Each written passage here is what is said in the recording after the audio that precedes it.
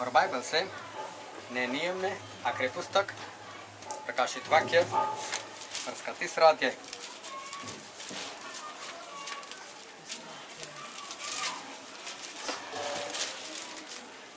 नए नियम में आखिरी पुस्तक प्रकाशित वाक्य इसका 3रा अध्याय और हम पढ़ेंगे 7 से लेकर 13 पद तक।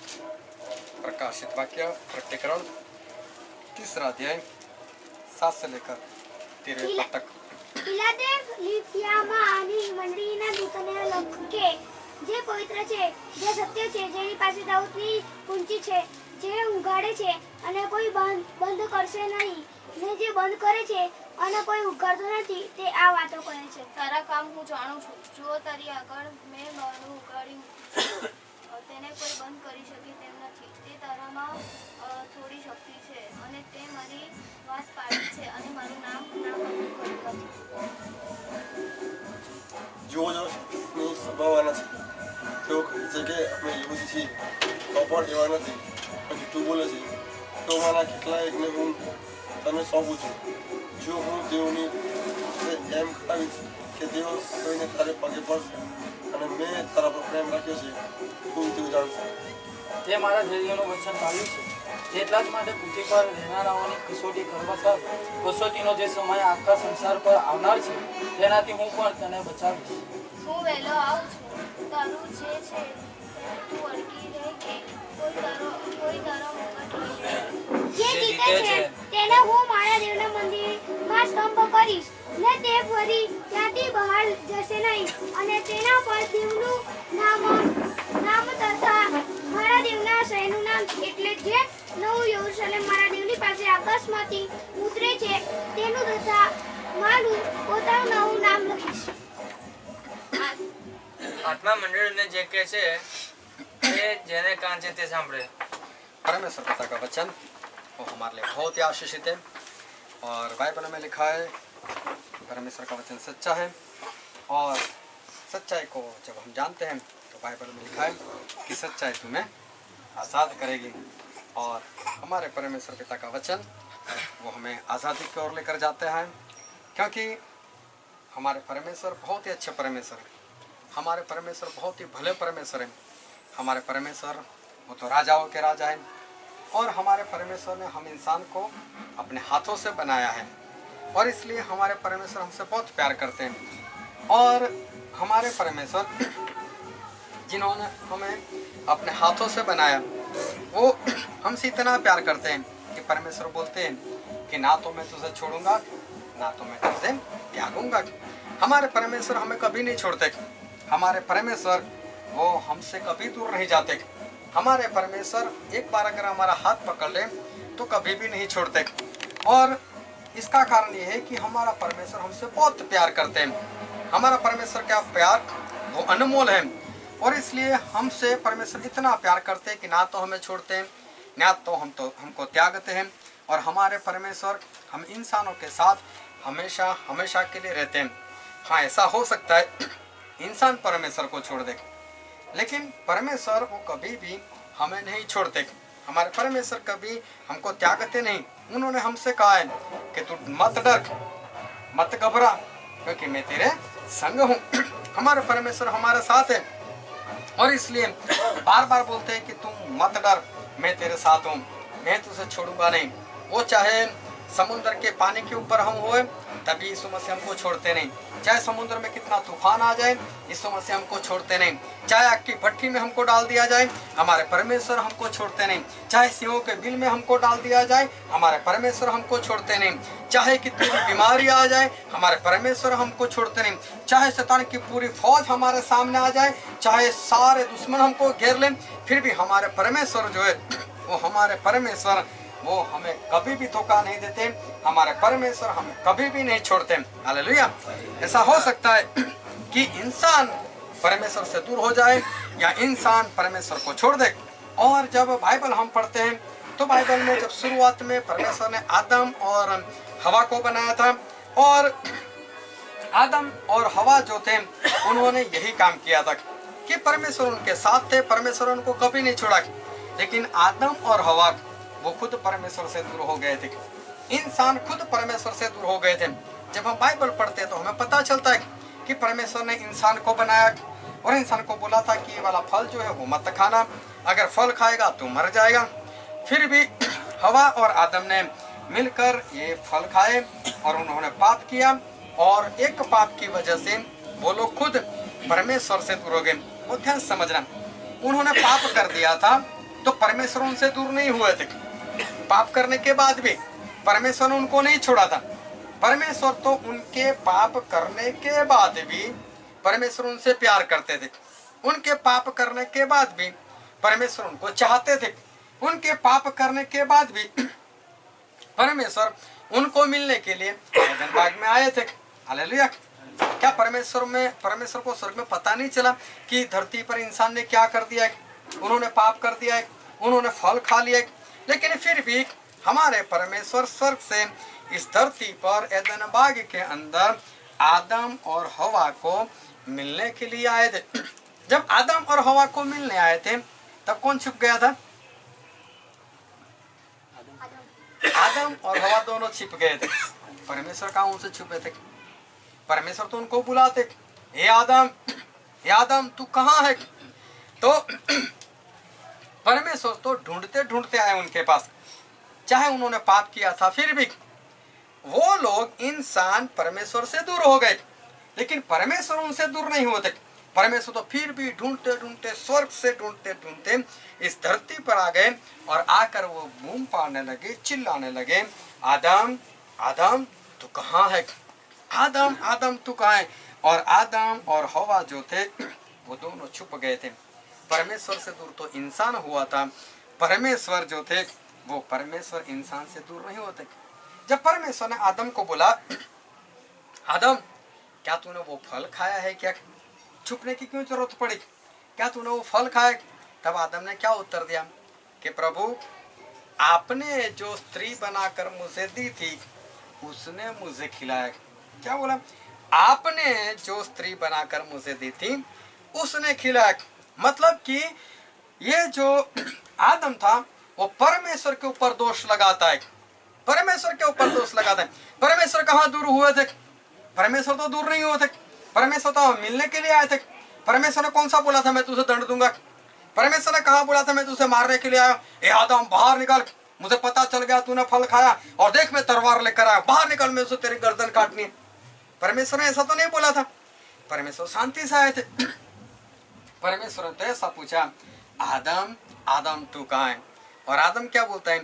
तूने जो स्त्री दी थी, तूने जो स्त्री दी थी उसने मुझे फल खिलाया। दोष किसने लगाया? इंसान ने। दूर कौन हो गया? इंसान हो गया। परमेश्वर इंसान से दूर नहीं हुए थे, लेकिन इंसान परमेश्वर से दूर हो गया। परमेश्वर ने हवा को पूछा कि हवा क्या तूने फल खिलाया इसको?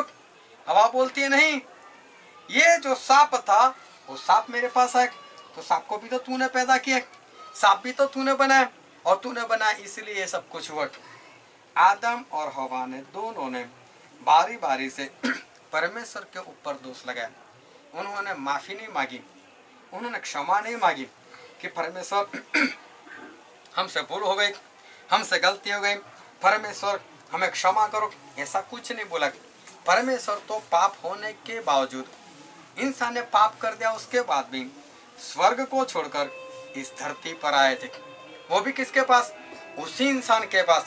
उसी इंसान को मिलने के लिए परमेश्वर वहां पर आए थे, लेकिन इंसान खुद छुप गया था। इंसान खुद जो था वो वहां से दूर हो गया था, लेकिन परमेश्वर उनसे दूर नहीं होते। परमेश्वर उनको नहीं छोड़ा था, लेकिन इंसान खुद परमेश्वर को छोड़कर वहां से भाग गया और वो खुद परमेश्वर से दूर हो गया। परमेश्वर ने उनको नहीं छोड़ा था। उन्होंने एक भी बार क्षमा नहीं मांगी। अगर आदम और हवा क्षमा मांग लेते तो अच्छी बात थी, लेकिन उन दोनों ने क्षमा भी नहीं मांगी, बल्कि उन्होंने परमेश्वर के ऊपर दोष लगाया। उसके बाद धरती जो थी वो तो बढ़ती गई, इंसान बढ़ते गए, पाप भी इतना बढ़ता गया, पाप के ऊपर पाप, पाप के ऊपर पाप। और सारी दुनिया अगर आसमान से परमेश्वर देखते थे तो परमेश्वर के लिए वहां पर पैर रखने के लिए जगह नहीं थी। इतना पाप बढ़ चुका था इस धरती के ऊपर, सभी इंसानों के अंदर इतना ज्यादा पाप, जहाँ देखो वहाँ खून, चोरी, व्यभिचार, यही सब कुछ पूरी दुनिया के ऊपर चल रहा था। तभी परमेश्वर ने क्या किया? परमेश्वर ने अब्राहम को चुना और अब्राहम को बोलते हैं अब्राहम इधर आ और देख अब्राहम, मैं जितना बोलता हूँ इतना तो कर। और परमेश्वर ने अब्राहम को बोला इस इज़राइल के बीच में एक तंबू बना दो। इज़राइल के बीच में एक तंबू बना और उस तंबू का नाम मैं रखता हूँ मिलाप वाला तंबू। हालेलुया। नाम रखा मिलाप वाला तंबू। इतना पाप बढ़ चुकने के बाद भी, इतने साल गुजर चुकने के बाद भी, बीमारियां में सड़ते होने के बावजूद भी किसी भी इंसान ने परमेश्वर को नहीं बोला परमेश्वर हमको मिलने के लिए आओ। इतने सारे साल बीत चुकने के बाद भी एक भी इंसान ऐसा पैदा नहीं हुआ जो परमेश्वर को ऐसा बोल सके परमेश्वर आप इस धरती के ऊपर आओ, परमेश्वर आप हमको छुड़ाओ, परमेश्वर आप हमको बीमारियों से छुड़ाओ, परमेश्वर आप हमें पापों से छुड़ाओ। ऐसा बोलने वाला एक भी इंसान नहीं था, एक भी इंसान नहीं था। और तब परमेश्वर ने मूसा को बोला मूसा एक काम कर, मूसा एक काम कर कि मूसा मिलाप वाला तंबू बना। एक तंबू बना और उसका नाम परमेश्वर ने दिया मिलाप वाला तंबू। क्यों मिलाप वाला तंबू? इंसान आएगा उस तंबू के अंदर और मैं स्वर्ग से उस तंबू के अंदर आऊंगा। हालेलुया। मैं भी उस तंबू में जाऊंगा और तू भी इंसान उस तंबू के अंदर आना और हम दोनों क्या करेंगे? वहां पर मिलेंगे। कभी मूसा ने बोला कि परमेश्वर में एक तंबू बनाओ हम दोनों के लिए, हम दोनों वहां पर इकट्ठे होंगे, हम दोनों वहां पर बातचीत करेंगे। कभी ऐसा हुआ? परमेश्वर बार बार ऊपर से नीचे आकर लोगों को दर्शन देते थे। मूसा को भी विजन दिया जलते हुए पेड़ के अंदर। कभी किसी इंसान ने सोचा मैं भी स्वर्ग में जाकर परमेश्वर को दर्शन देता हूँ, मैं भी परमेश्वर से कुछ बात करता हूँ? अरे वहां नहीं जा सकता तो कम से कम किसी ने ऐसा बोला परमेश्वर आप नीचे आ जाओ हमारे लिए, हमारी हालत देखो, हमारी परिस्थिति देखो, हम तो बीमारियों में शैतान के बंधन में पड़े हुए। किसी भी इंसान ने ये नहीं बोला कि परमेश्वर आप आओ आप आओ, लेकिन परमेश्वर खुद आए और परमेश्वर ने खुद आकर मूसा से कहा मूसा तंबू बना, उसका नाम रहेगा मिलाप वाला तंबू और मैं स्वर्ग से उस तंबू के अंदर आऊंगा और तू धरती के अंदर से उस तंबू के अंदर आना और हम दोनों बात करेंगे, हम दोनों बात करेंगे। मैं तुझे कुछ बताऊंगा, तू सारे देशवासियों को, सारे इज़राइल प्रजा को वो मेरी सारी आज्ञा तू बताना। मैं तेरे साथ आकर उस मिलाप वाले तंबू के अंदर आकर मैं तेरे साथ बात करूंगा। हमारे परमेश्वर यही चाहते थे वर्षों से। इंसान को बनाने की वजह यही थी कि परमेश्वर और इंसान दोनों एक दूसरे के सामने शांति से बैठ सके और दोनों एक दूसरे से बातचीत कर सके। इसलिए परमेश्वर ने इंसान को बनाया था। इंसान तो दूर हो गया, परमेश्वर बार बार प्रयत्न कर रहे। परमेश्वर ने मूसा को बोला कि मूसा तू मिलाप वाला जो तंबू है वो तंबू तू बना और हम दोनों वहां पर मिलेंगे। एक इंसान वहां पर आएगा और ऊपर से मैं आऊंगा और हम दोनों मिलेंगे वहां पर। मूसा तो चला गया, मिलाप वाला तंबू अभी भी था। उसके बाद भी परमेश्वर आते थे। मूसा नहीं था तो यहोशुआ था, यहोशुआ नहीं तो कोई और था, लेकिन परमेश्वर आते थे, लोगों से मिलते थे। लेकिन बाइबल पढ़कर देख लेना, कभी किसी ने परमेश्वर को नहीं बोला परमेश्वर आप आ जाओ, हमें कुछ करो, हमें छुड़ाओ, हमें पापों से आजादी दो। ऐसा कहने वाला एक भी इंसान नहीं था। किसी ने भी परमेश्वर से पापों से आजाद होने के लिए विनती नहीं की थी। हाँ, लोगों ने कुछ मांगा जरूर था कि परमेश्वर ये दे दो वो दे दो, लेकिन पापों की क्षमा के लिए किसी भी इंसान ने परमेश्वर को कुछ नहीं बोला था और ना ही परमेश्वर की संगति के लिए किसी इंसान ने परमेश्वर को कुछ बोला था। ऐसा हुआ ही नहीं था। लेकिन परमेश्वर ने मिलाप वाला तंबू बनाया। उसके बाद एक बार दाऊद राजा था और दाऊद राजा ने अपने महल से देखा तो मिलाप वाला तंबू बाहर ही खड़ा था और उसने देखा मिलाप वाला तंबू, अरे तो पर्दा है, ये तो सिर्फ कपड़ा है। मैं इतने बड़े अच्छे से महल में रहता हूँ, मेरे पास इतना सोना चांदी है और मेरे प्रभु मेरे परमेश्वर ऐसे पर्दे में रहते, ऐसे कपड़े में रहते? नहीं, ऐसा नहीं चलेगा। परमेश्वर मैं तो महल बनाता हूँ तेरे लिए, परमेश्वर मैं कुछ करता हूँ आपके लिए। परमेश्वर ने एक नबी को वहां पर भेजा और नबी ने वहां पर जाकर दाऊद से बोलते हे दाऊद, तुझे उसके लिए महल बनाने की जरूरत नहीं, लेकिन परमेश्वर तेरे लिए महल बनाएंगे, तुझे बनाने की जरूरत नहीं। और फिर परमेश्वर ने सुलेमान को चुना और सुलेमान को बोला कि सुलेमान तू एक मंदिर बना, तू एक मंदिर बना, और वो मंदिर ऐसा होगा कि उसमें एक कमरा मेरा होगा, जिसको नाम दिया था परम पवित्र स्थान। जो सबसे ज्यादा पवित्र है ऐसी जगह, परम पवित्र स्थान। और परमेश्वर ने बोला उस स्थान के अंदर, उस परम पवित्र जगह के अंदर मैं आऊंगा। क्यों? मिलने के लिए। हालेलुया। यहाँ पर भी किसी इंसान ने नहीं बोला, हाँ दाऊद ने बोला था कि मैं मंदिर बनाता हूँ, लेकिन वो तो कहा, वो तो मंदिर ऐसा समझता था कि परमेश्वर इस तंबू के अंदर रहते, तो इससे अच्छा है कि वो महल में रहने के लिए चले जाए। दाऊद ने ऐसा नहीं बोला था कि हम दोनों मिलेंगे, मिलकर बात करेंगे। अगर ऐसा होता तो दाऊद बोलता है परमेश्वर एक काम करो, तंबू को छोड़ दो ना, मेरे कमरे में आ जाओ ना, हम दोनों बातचीत करेंगे। लेकिन ऐसा नहीं था। और यहाँ पर भी किसी ने नहीं बोला, परमेश्वर ने बोला। और परमेश्वर ने ये बोला कि एक मंदिर बनाओ, उसमें मेरा एक कमरा रखो, जिस कमरे को नाम दिया गया परम पवित्र स्थान। और उस जगह पर परमेश्वर ने बोला मैं आऊंगा। उस जगह पर मेरा पसंद किया हुआ इंसान भी आएगा और हम दोनों वहां पर क्या करेंगे? हम दोनों वहां पर बात करेंगे। जो मिला पाला तंबू था बस वो कपड़े का था, और ऐसी ही कुछ बनावट इस मंदिर के अंदर थी, ऐसी कुछ बनावट। लेकिन इतना किए, कुछ सोना चांदी से बना हुआ था, कुछ पत्थर का बना हुआ था, लकड़े का बना हुआ था। लेकिन यहाँ पर भी परमेश्वर ने जो मंदिर बनाने को बोला उसका कारण भी यही था, मिला पाला तंबू वाला ही काम था कि मैं वहां पर आऊंगा और मैं लोगों से मिलूंगा, मैं इंसान से बात करूंगा। बहुत ध्यान समझना, इंसान ने कभी नहीं चाहता, किसी भी इंसान ने आज तक नहीं चाहता कि परमेश्वर आप मेरे पास आओ। किसी भी इंसान ने ये नहीं चाहता परमेश्वर हम दोनों बात करते। किसी भी इंसान ने आज तक परमेश्वर से ऐसा नहीं कहा था। लेकिन परमेश्वर ने सामने से बोला मिलाप वाला तंबू बनाओ। परमेश्वर ने सामने से आकर आदम से कहा आदम तू कहाँ है? परमेश्वर ने सामने से आकर सुलेमान को कहा सुलेमान तू मंदिर बना और मैं उसमें आऊंगा और मैं आप लोगों से बात करूंगा। इंसान ने कभी भी अपने सामने से परमेश्वर से ये मांगा नहीं था कि हम दोनों बात करते। क्यों परमेश्वर ने ऐसा किया? ऐसा इसलिए किया था, इंसान दूर हो चुका था। इंसान ने परमेश्वर को छोड़ दिया था। परमेश्वर ने नहीं छोड़ा था। परमेश्वर तो बार बार उस इंसान को पकड़ने के लिए आते, बार बार परमेश्वर तो इंसान को पकड़ने के लिए आते और इसलिए वो बार बार प्रयत्न करते हैं। लेकिन इंसान जो था वो परमेश्वर से दूर हो गया था, इसी कारण परमेश्वर ने ऐसा बोला। और बाइबल में लिखा है, हम पढ़ते हैं उत्पत्ति का पुस्तक और उसका 2 अध्याय और उसका 17 पद। उत्पत्ति 2 उसका 17 पद। પણ ભલું ભલું જાણવાના વૃક્ષનું તારે ખાવું નહીં, જાણવાના વૃક્ષનું તારે ખાવું નહીં, કેમ કે જે દિવસે તું ખાશે તે દિવસે તું મરશે જ મરશે। बाइबल में लिखा है कि परमेश्वर ने इंसान को कहा था कि जिस दिन तू ये फल खाएगा उस दिन मरेगा ही मरेगा।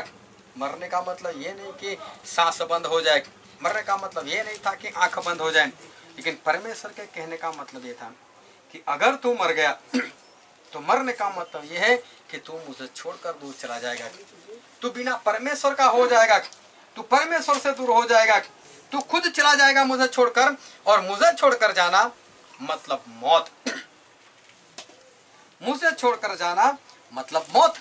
और परमेश्वर ने इसीलिए इंसान को बोला था कि अगर तू फल खाएगा तो तू मर जाएगा, मतलब मुझसे दूर हो जाएगा। मैं तो तुझे छोड़ना नहीं चाहता, लेकिन तू खुद जो है वो मुझसे छोड़कर चला जाएगा और तू मुझसे खुद मेरे से दूर हो जाएगा। लेकिन परमेश्वर ये जो दूरी जो थी, ये दूरी परमेश्वर चाहते नहीं थे।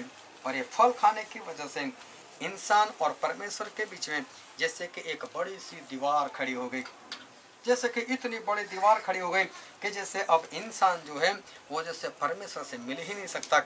इंसान जो है जैसे परमेश्वर से पूरी तरह से दूर हो गया और परमेश्वर इंसान से नहीं मिल सकते और इंसान जो है वो परमेश्वर से नहीं मिल सकते। ऐसी परिस्थिति वहां पर आ गई, ऐसी नौबत वहां पर आ गई। इंसान और परमेश्वर के बीच में एक बड़ी सी दीवार खड़ी हो गई और ये दोनों एक दूसरे से जुदा हो गए, परमेश्वर की ओर से नहीं। लेकिन इंसान जो था वो इंसान से दूर हो गया। बहुत ध्यान से समझना कि इंसान जब परमेश्वर से दूर हुआ उसके बाद में बहुत सारे पाप हुए। काइन ने मर्डर कर दिया, किसी ने व्यभिचार कर दिया, किसी ने चोरी कर दी, बहुत लोगों ने बहुत कुछ किया।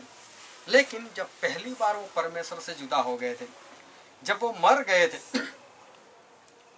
जब पहली बार मरे थे, तब क्या हुआ था? तब तो सिर्फ एक फल ही खाया था।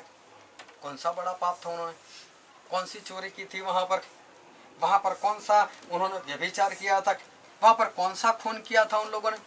वहां पर ऐसा तो कुछ नहीं था। कोई बड़ा पाप तो हमको दिखने को नहीं मिलता। सिर्फ एक ही काम था और वो काम ये था कि इन लोगों ने एक फल जो परमेश्वर ने बोला था मत खाना, और वो फल उन्होंने खा लिया था। वो ध्यान से समझना कि सिर्फ एक फल खाने की वजह से इंसान मर चुका था और इंसान परमेश्वर से दूर हो गया था। एक फल ही खाने की वजह से, ज्यादा कुछ नहीं, बड़ी कोई बात नहीं दिख, लेकिन एक छोटी सी गलती, सिर्फ एक फल खाने की वजह से इंसान जो था वो परमेश्वर से दूर हो गया। और जैसे जैसे दुनिया आगे बढ़ती गई और मूसा आया, परमेश्वर ने मूसा को चुना। परमेश्वर एक के बाद लोगों को चुनते गए। परमेश्वर उनका इस्तेमाल करते रहे। परमेश्वर उनको अपना आत्मा देते रहे और परमेश्वर आत्मा की अगुवाई से लोगों का इस्तेमाल करते रहे और लोग आगे बढ़ते ही गए और लोगों के पास परमेश्वर का वचन आ गया, लोगों के पास ये बाइबल आ गया। परमेश्वर ने मूसा को बुलाया और मूसा को बुलाकर बोलते हैं मूसा तू लिख, और मूसा ने कुछ लिखा और मूसा के लिखे हुए शुरुआत के जो 5 पुस्तकें उत्पत्ति से लेकर व्यवस्था विवरण तक जो है वो मूसा ने लिखा।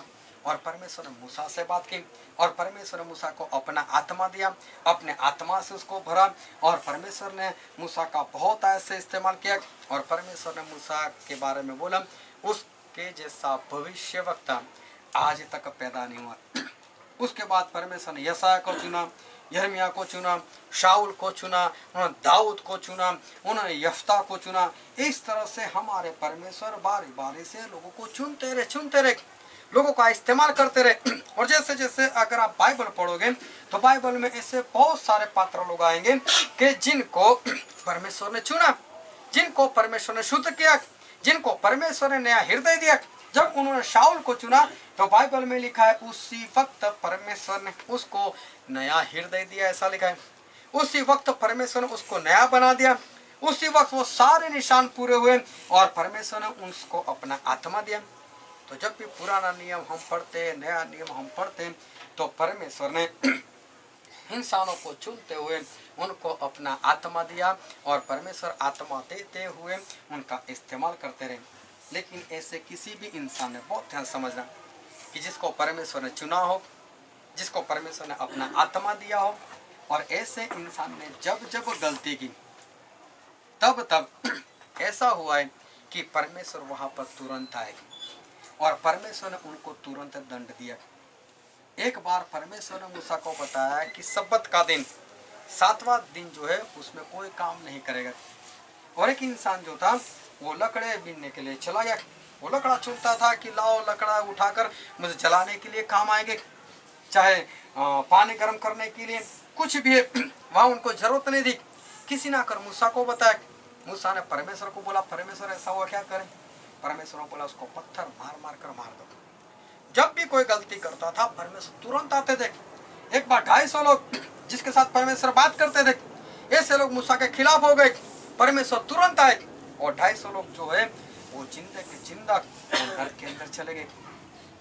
जब जब लोग पाप करते थे, जिन्होंने परमेश्वर का आत्मा पाया हुआ तक, जिनके पास परमेश्वर के वचन पहुंच चुके थे, जिनको परमेश्वर का अनुभव हो चुका था, ऐसे लोग जब जब पाप करते थे परमेश्वर तुरंत उनके पास आते थे।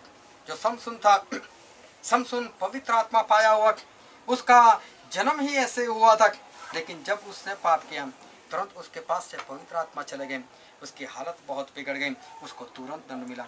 जब भी बाइबल पढ़ते हैं तो हम देखते हैं जिन जिन लोगों ने जैसे जैसे पाप किया वैसे तुरंत उनके पास परमेश्वर का दंड जो था वो परमेश्वर का दंड पहुंच चुका था। परमेश्वर तुरंत उनके पास आकर उनको दंड देते थे। लेकिन जब आदम और हवा की हम बात करते, बहुत ध्यान से सुनना परमेश्वर के वचन को, जब आदम और हवा की हम बात करते हैं तब परमेश्वर तुरंत नहीं आए थे। जब हम बाइबल पढ़ते तो हमें ऐसा लगता है कि परमेश्वर तुरंत आए, लेकिन परमेश्वर तुरंत नहीं आए थे। जब आदम और हवा ने पाप किया, बाइबल में लिखा है उनकी आंखें खुल गई। उन्होंने क्या देखा? उन्होंने अपने आप को देखा। और आदम और हवा बोलते हैं कि हमारे पास तो कपड़े ही नहीं है, हम तो नंगे हैं, हमारे पास कपड़े नहीं है। और कपड़े शब्द उनको कैसे पता चला कि कपड़े नाम का कोई शब्द होना चाहिए? बाइबल में लिखा है कि उन्होंने अंजीर के पत्ते लिए और अंजीर के पत्ते की सिलाई करके उसके कपड़े बनाए। हालेलुया। अंजीर के पत्ते को सिलाई करके कपड़े बनाए।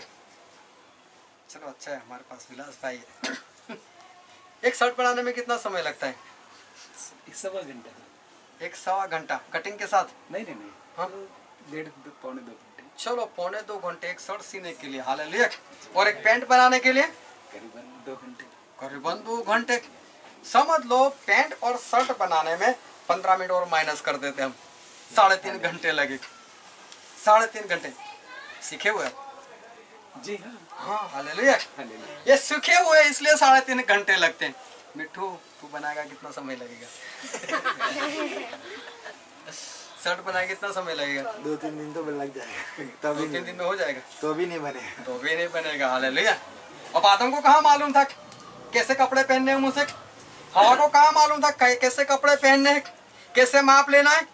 उन लोगों को कपड़े के बारे में मालूम ही नहीं था। लेकिन बाइबल में क्या लिखा है? उन्होंने कपड़े बनाए, उन्होंने सिलाई की। तो कितना सोचा होगा उन लोगों ने? बहुत सोचा होगा, हमें कपड़े की जरूरत है, कपड़े की जरूरत है। लेकिन कपड़ा कैसा? कपड़े तो है ही नहीं वहां पर, क्या करेंगे? सभी पेड़ के पास पहुंच गए होंगे, कोई तो पत्ता होगा जो काम आएगा। फिर अंजीर के पत्ते के ऊपर उनकी निगाह ठहरी, मालूम नहीं क्यों। फिर वो पत्ते उन्होंने लिए होंगे। अंजीर के पत्ते कभी देखा है किसी ने? अंजीर के पत्ते नहीं देखे। उसके 3 हिस्से होते हैं, ऐसे 2 इधर जाता है, एक बीच में रहता है। ना तो वो चौरस होता है, ना तो वो गोल होता है। अभी इसको एक दूसरे के साथ कैसे मिलाना, मिलाकर उसको किस तरह से अपने नाप का कपड़ा बनाना। और जब मुझे तो लगता है जब अंजीर के पत्ते लेकर वो लोग ऐसे बैठे होंगे और आदम सोचता होगा कैसे करेंगे कैसे करेंगे, हवा भी बोलते हुए कैसे करेंगे कैसे करेंगे, तो अभी बकरी दौड़कर आई होगा, मुंह मार लिया होगा, सब कुछ इधर उधर बिखर गया होगा। फिर आदम ने बोला एक काम कर, तू बकरी और भेड़ को देखना और मैं करता हूँ सब कुछ सेटिंग। कितना टाइम लगा होगा उनको? ज्यादा नहीं तो मुझे ऐसा लगता है कि उनको 4-5 घंटे तो लगे होंगे। जिसको आता है उसको 4-5 घंटे लगते हैं। तो जिनको कपड़े के बारे में नहीं मालूम, जिनके पास सुई धागा नहीं है, सुई धागे का नाम नहीं मालूम, जिनको कपड़ा शब्द नहीं मालूम, ये तो मूसा ने लिखा नहीं, इसलिए मूसा ने ऐसा लिख दिया कि कपड़े बनाए उन्होंने। पत्ते के कहाँ कपड़े होते? कपड़ा कपड़ा होता है, पत्ता पत्ता होता है। लेकिन उन्होंने कुछ किया और पहना, तो इसका मतलब उनको बहुत टाइम लगा होगा। उनको मुझे लगता है 4-5 घंटे बीत चुके होंगे। फिर उसके बाद वो लोग छुप गए जब परमेश्वर की आवाज सुनाई दी। तो इसका मतलब ये हुआ कि उन लोगों ने कपड़े पहन भी लिए, तो पहनने के लिए भी रेनिस हो गई।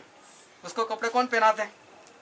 वो बोलती मुझे कपड़े पहना ऐसे, चलो मैं पैर उठाती हूँ या हाथ ऐसे करती हूँ। उसको क्या पता चलता है? अबे आदम को कैसे पता चलेगा कि पहले कहाँ से मुझे हाथ डालना है, कहाँ से मुझे पैर डालना है, कैसे कपड़े पहनना है, कैसे बनाए होंगे, हम उसका अंदाजा नहीं लगा सकते। लेकिन मुझे ऐसा लगता है कम से कम उनको 4-5 घंटे लगे होंगे। 4-5 घंटे के बाद उन्होंने कपड़े बनाए होंगे। उसके बाद जब पहने कपड़े और अचानक उनको आवाज आई, और आवाज आई कि परमेश्वर आ रहे, और दौड़कर ये दोनों छुप गए। क्यों परमेश्वर इतने घंटों के बाद आए? क्यों परमेश्वर तुरंत नहीं आए? हर बार जब भी कोई पाप करता है, बाइबल में पढ़कर देखना, जैसे जैसे लोग पाप करते थे तुरंत परमेश्वर वहां पर आते थे, तुरंत ही आते थे, उनको दंड देते थे। लेकिन जब आदम हवा के बारे में ऐसा हुआ, तब परमेश्वर उनके पास तुरंत नहीं आए थे। परमेश्वर ने तुरंत आकर आदम या हवा को वहां से निकाला नहीं था, लेकिन वहां पर परमेश्वर काफी देर के बाद आए। परमेश्वर काफी देर के बाद आए। क्यों परमेश्वर काफी देर के बाद आए? हमारे परमेश्वर हम इंसान से बहुत प्यार करते हैं। चाहे आदम ने पाप कर लिया था, कोई बात नहीं, फिर भी प्यार उनका ऐसा ही था। हवा ने पाप कर लिया, फिर भी परमेश्वर का प्यार ऐसा था। आदम ने बोला कि परमेश्वर तूने स्त्री को दी, दोष लगाए, फिर भी परमेश्वर का प्यार वही था। हवा ने बोला कि तूने जो सांप बनाया है उसकी वजह से ऐसा हुआ, तब भी परमेश्वर का प्यार वैसा ही था। इन लोगों के दोष लगाने के बाद भी परमेश्वर का प्यार कम नहीं हुआ। अगर कम हुआ होता तो परमेश्वर उसी वक्त वापस चले जाते, लेकिन परमेश्वर वापस नहीं गए। उनका प्यार पाप करने के बाद, उनके ऊपर दोष लगाने के बाद भी हमारे परमेश्वर का प्यार कायम था। और उस प्यार की वजह से, अपने प्रेम की वजह से हमारे परमेश्वर ऊपर से नीचे तुरंत नहीं आए थे। जैसे ही आदम ने फल खाया, जैसे ही हवा ने फल खा लिया, जैसे ही पिता परमेश्वर ने देखा, जैसे ही पुत्र परमेश्वर ने देखा, जैसे ही आत्मा परमेश्वर ने देखा, ये तीनों एक दूसरे के सामने देखने लगे। ये तीनों इकट्ठा हो गए। ये तीनों बोल रहे स्वर्ग के अंदर क्या करेंगे। ये तीनों वापस दुख में डूब गए, तीनों शोक के अंदर, गम के अंदर आ गए। हमने जिस इंसान को हमारी संगति के लिए बनाया था, उस इंसान ने पाप कर लिया, वो इंसान अशुद्ध हो गया। अब किसके साथ हम बात करेंगे, हम किसको मिलने के लिए जाएंगे। इतना बड़ा एदन बाग हमने बनाया था, हमने इतनी बड़ी धरती बनाई थी कि धरती भर जाएगी। हम इतने सारे इंसानों के बीच में चले जाएंगे, हम उनके बीच में बैठकर बातें करेंगे, चारों ओर हमारी संतानें होगी। लेकिन ये तो क्या हो गया, इंसान ने पाप कर दिया, वो अशुद्ध हो गया। ये तीनों आपस में बात कर, अब करे क्या। अगर मेरे जैसा कोई होता वहां पर, वो तो सोचता होगा, वो तभी सोच लेता मार दो, दोनों की गर्दन काट दो, फिर से मिट्टी लो, फिर से ऊपर धुंध गिराओ, नए सिरे से एक आदम को बना लो। और शैतान ने पाप करे, दूसरी बार वो भी करवा सकता है, शैतान को भी खत्म कर दो, बात ही खत्म कर दो। लेकिन वो दोनों तो गए, परमेश्वर तो उन दोनों को भी खोना नहीं चाहते थे। मैं होता तो ऐसा हो जाता कि दोनों को खत्म कर देते, लेकिन परमेश्वर का प्यार इतना है, वो आदम को खोना नहीं चाहते थे, हवा को खोना नहीं चाहते थे कि नहीं, मैं इन दोनों में से किसी को खोना नहीं चाहता। तीनों इकट्ठे होंगे, करना क्या है, अभी पाप तो हो ही चुका है, अब करे तो क्या करे। छोटे बच्चे को बोला, बेटा ये कप जो है उसको रख दे। बेटा ऐसे उसको क्या मालूम, कांच का कप है, गिर भी सकता है और गिर जाएगा तो टूट भी सकता है। होता है इसे हिलाते हिलाते क्या कप टूट गया। गलती हो गई, अब क्या करे, अब क्या उसको 2 थप्पड़ लगा दे। तूने कप क्यों गिरा दिया, थप्पड़ लगाने से क्या कप फिर वापस बनने वाला है, नहीं बनने, हो गया, वो तो हो ही चुका। अब माता पिता को क्या करना है, अब माता पिता को ये करना है कि वो जो कांच गिरा हो कहीं बच्चे को लग ना जाए, कहीं उसके हाथों में या पैर में वो जो कांच है वो लग ना जाए, कहीं खून ना बह निकले और उसको नुकसान ना करें। इससे पहले उसको उठाओ, कचरे में जाकर डाल दो उसको, और बच्चे को अब समझाओ, बेटे अब फिर से देखना, अब कभी तुझे ग्लास उठाना हो, कप उठाना हो, तो मेरे बेटे उसको मजबूती से पकड़ना है। ये कांच होता है, ये गिर जाए तो टूट जाता है, हमारा नुकसान होता है, हमें लग सकता है, हमें खून निकल सकता है। अब उसको समझाना ही होता है, अब थप्पड़ मारने से कोई फायदा नहीं। परमेश्वर वही सोच रहे कि अभी जाकर थप्पड़ मारने से क्या फायदा, जो होना था वो तो हो ही चुका है, अभी तो इसको बचाना है। कैसे बचाओ, कैसे बचाओ। और बाइबल में ऐसा लिखा है, हम पढ़ते हैं लूका रचित सुसमाचार और उसका 4था अध्याय, लूका 4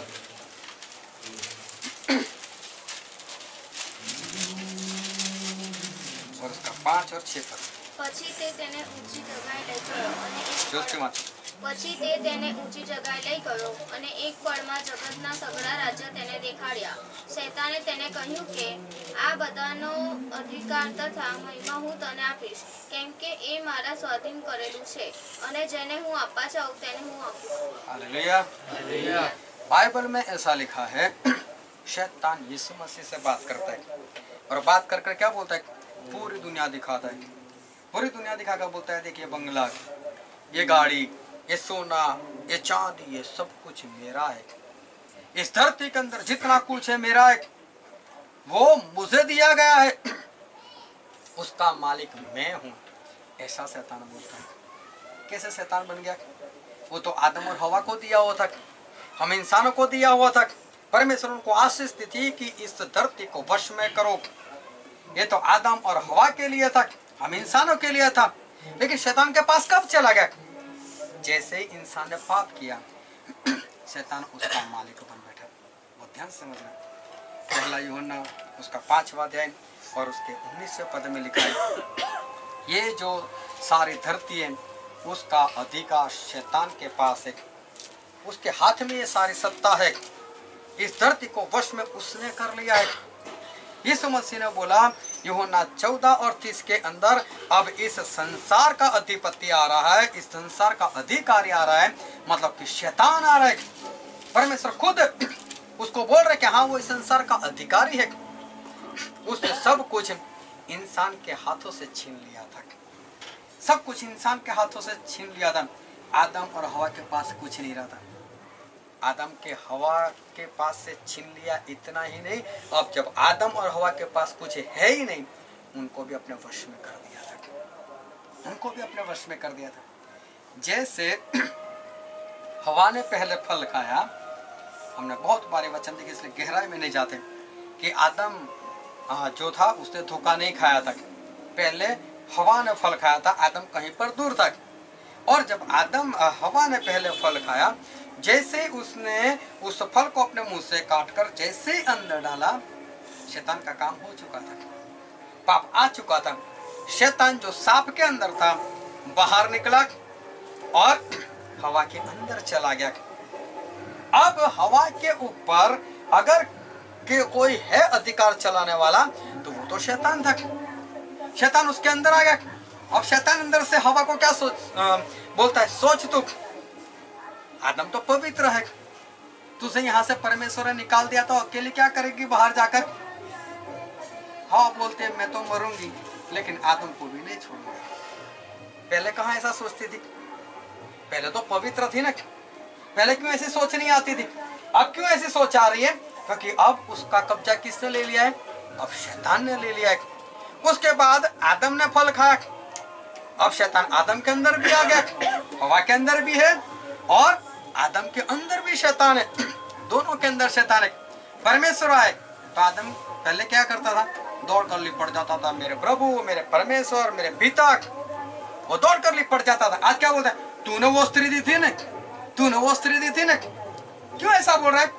क्योंकि अब वो अपने वश में नहीं है, अब वो शैतान के वश में है। हालेलुया। इंसान भी शैतान के वश में चला गया, सारी धरती भी चली गई और इंसान भी चला गया। अब सब कुछ शैतान के हाथ में, और परमेश्वर, पिता परमेश्वर, पुत्र परमेश्वर, आत्मा परमेश्वर, ये तीनों इकट्ठा होकर सोच रहे भी करे तो क्या करे। अब आदम भी हमारा नहीं रहा, उसके अंदर शैतान आ चुका है। अब हवा के अंदर भी शैतान आ चुका है। बाइबल में ऐसा लिखा है, जब यीशु मसीह के कुल पत्र, उसकी वंशावली जब हम पढ़ते हैं लूका उसके 3 के अंदर, तब ऐसा लिखा है उसके आखिरी पद में, कोई पढ़ लो, लूका 3 का 38।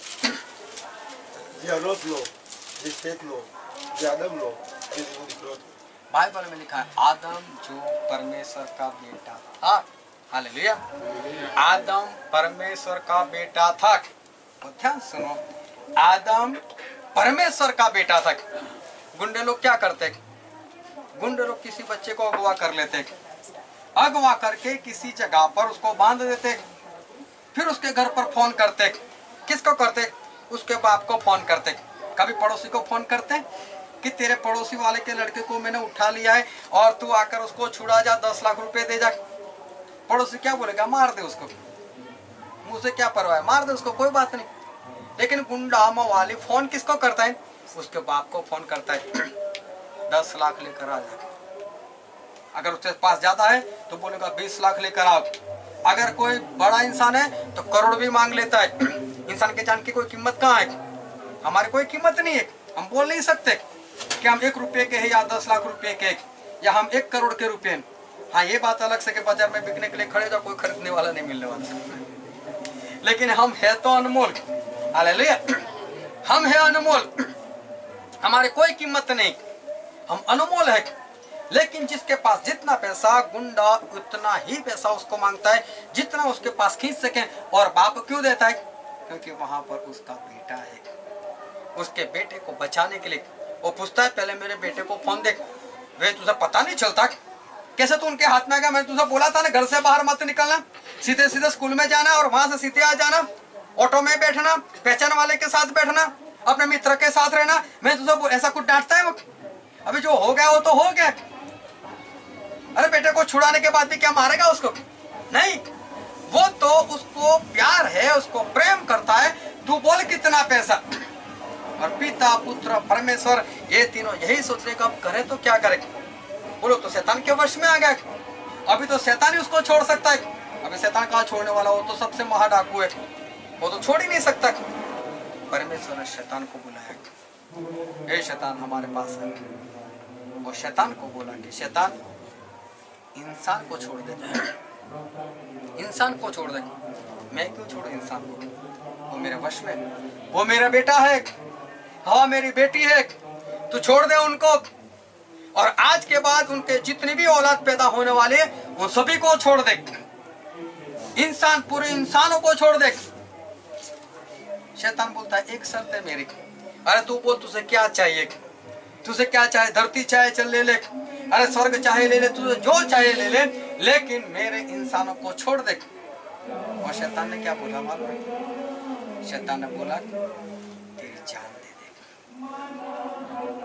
अगर इंसान को छोड़ना चाहता है, तेरे बेटे को बचाना चाहता है, अपनी जान दे दे। हालेलुया। क्या परमेश्वर अपनी जान दे? क्या परमेश्वर ऐसा करे? लेकिन परमेश्वर ने बोला हाँ शैतान, मैं दे दूंगा जान। शैतान को तो ऐसा ही होगा, ये कौन सा जान देने वाला है, ये तो जान दे ही नहीं सकता। और इंसान मेरे वश में रहेगा। लेकिन वो जो सोचता नहीं है, ऐसा वहां से सामने से उत्तर मिल रहा है, और सामने से उत्तर ये मिल रहा है मैं तैयार हूं जान देने के लिए। तो शैतान और परेशान, जान देगा, छुड़ा लेगा क्या बच्चे को? आदम और हवा को, पूरे इंसान को छुड़ा देगा, फिर मेरे पास रहेगा क्या? ये धरती मैंने वश में कर लिया, अभी क्या होगा? वापस मेरे पास हाथों से चला जाएगा, ये अपनी जान दे देगा। उसने और चालाकी की, मैं तेरी जान ऐसे नहीं लूंगा, मैं तड़पा तड़पा कर मारूंगा, मैं तुझे अनगिनत कोड़े बरसाऊंगा। सिर्फ पीठ के ऊपर नहीं, मैं आगे भी अनगिनत कोड़े बरसाऊंगा। बोल तैयार है? यीशु मसीह बोलता है मैं तैयार हूं, कोड़े खाने के लिए तैयार हूं। यह बोलता है कि तेरे लहू का एक एक कतरा में बहा दूंगा, एक भी बूंद तेरे शरीर के अंदर नहीं रहेगी। बोल तैयार है? यीशु मसीह बोलते हैं हाँ तैयार हूं। यह बोलता है तेरे सर के ऊपर कांटों का ताज पहनाऊंगा, तैयार है? यीशु मसीह बोलते हैं हाँ मैं तैयार हूं। यह बोलता है तेरे दोनों हाथों में खिल्ले मारूंगा, तैयार है? ये यीशु मसीह बोलते हैं मैं तैयार हूं। शैतान बोलता है तेरे दोनों पैरों में खिल्ले मरवाऊंगा, क्या तू तैयार है? यीशु मसीह बोलते हैं हाँ तैयार हूं, मैं तैयार हूं, मैं तैयार हूं। हालेलुया। कितना प्यार हमारे परमेश्वर का। एक इंसान को छुड़ाने के लिए, अगर कोई और होता तो दोनों को मार देता है। ऐसे इंसान को छोड़ो, नए सिरे से नई धरती बनाएंगे। अरे इनको यहाँ पर बढ़ना है तो बढ़ने दो, कोई बात नहीं, वो शैतान के साथ रहेंगे, हमें कोई परवाह नहीं, हम दूसरी धरती बना लेते। क्या परमेश्वर नहीं कर सकते थे ऐसा? लेकिन परमेश्वर किसी भी इंसान को खोना नहीं चाहते। ये मेरे परमेश्वर का प्यार है। मेरा परमेश्वर उस मौत के लिए तैयार हो गए। मौत परमेश्वर से नहीं आती, बहुत ध्यान से समझ रख। कई लोग बोलते हैं कि परमेश्वर ने दिया, परमेश्वर ने लिया। परमेश्वर देते हैं, लेते नहीं है ना। परमेश्वर कभी किसी को बीमारी देते ना, परमेश्वर कभी किसी को मौत देते। बाइबल में लिखा है 1 कोरिन्थी 15:26 के अंदर कि परमेश्वर का जो शत्रु है, परमेश्वर का जो दुश्मन है, वो तो मौत है। इब्रानी 2:14 में लिखा हुआ है कि मौत जो है उसका अधिकारी वो तो शैतान है। दूसरा शमूएल उसका 14:14 में लिखा है हमारे परमेश्वर किसी की जान नहीं लेते, वो उनके हाथों में है ही नहीं। हमारे परमेश्वर तो एक ही चाहते, बचाना कैसा है। अगर परमेश्वर को खुद मरना होता, शैतान बोलता कि जान दे दे, परमेश्वर ऐसे निकाल देते जान और फिर वापस अपने अंदर डाल देते जान और ऐसे ही छुड़ा लेते। नहीं, वो तो शैतान के हाथों में। मतलब परमेश्वर को शैतान के हवाले होना है। परमेश्वर को शैतान के हवाले होना है, ये सौदा तय हुआ। और परमेश्वर ने क्या बोला?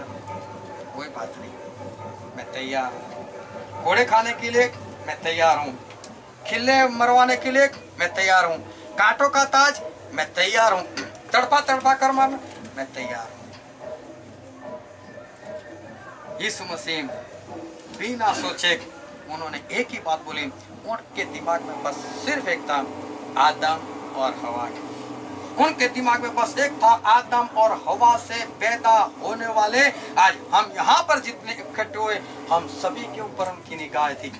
हमारे पैदा होने से पहले हमारे परमेश्वर हमको देखते थे। मुझे इन लोगों को कैसे छुड़ाना है, मैं इन लोगों को कैसे मरते हुए देख सकता हूँ। और वो परमेश्वर का प्यार था। इसलिए परमेश्वर का प्यार इतना महान है, इतना महान है कि परमेश्वर ने सिर्फ हाँ बोल दी और परमेश्वर ने बोला कि बस मैं आऊंगा। ये जो योजना बन रही थी ना वहाँ, इसलिए परमेश्वर को एदन बाग में आने के लिए कुछ वक्त लग गया। हालेलुया। इसलिए परमेश्वर को आदम और हवा के पास आने के लिए इतना वक्त लगा, वरना परमेश्वर वक्त नहीं लगाते।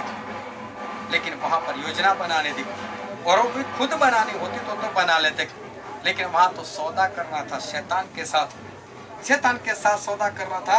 और शैतान जो है उसके पास से इंसानों को छुड़ाना था, उसके साथ कुछ कीमत तय करनी थी।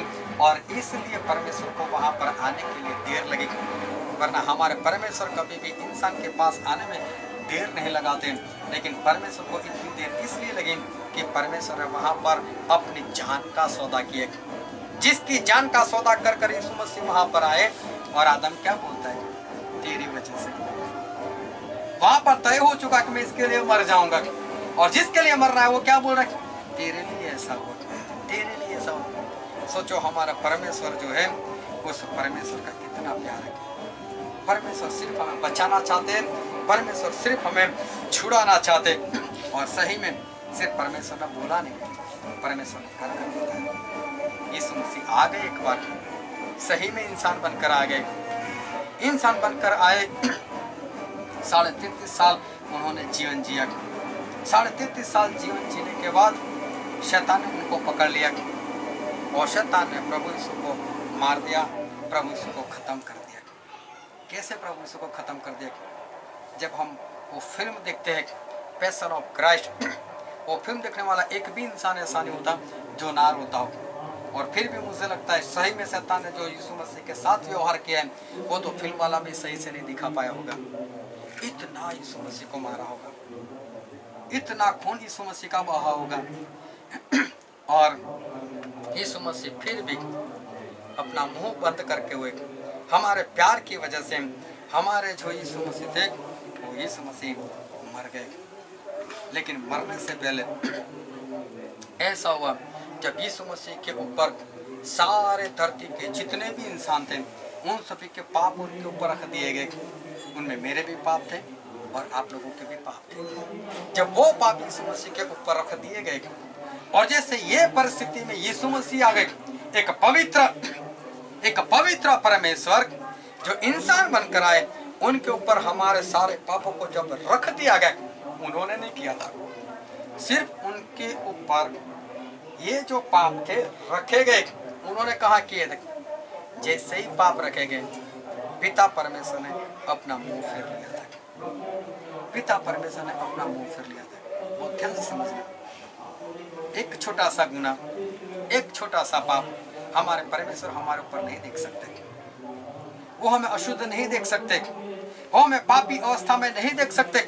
जैसे ही यीशु मसीह के ऊपर हमारे सारे पापों को जैसे ही रखा गया, पिता परमेश्वर ने अपना मुंह फेर लिया।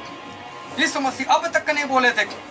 बाइबल में लिखा है, यशायाह उसका 53 में लिखा है कि यीशु मसीह एक पेड़ की तरह अपना मुंह बंद करते हुए सारे दुख दर्द सहते गए।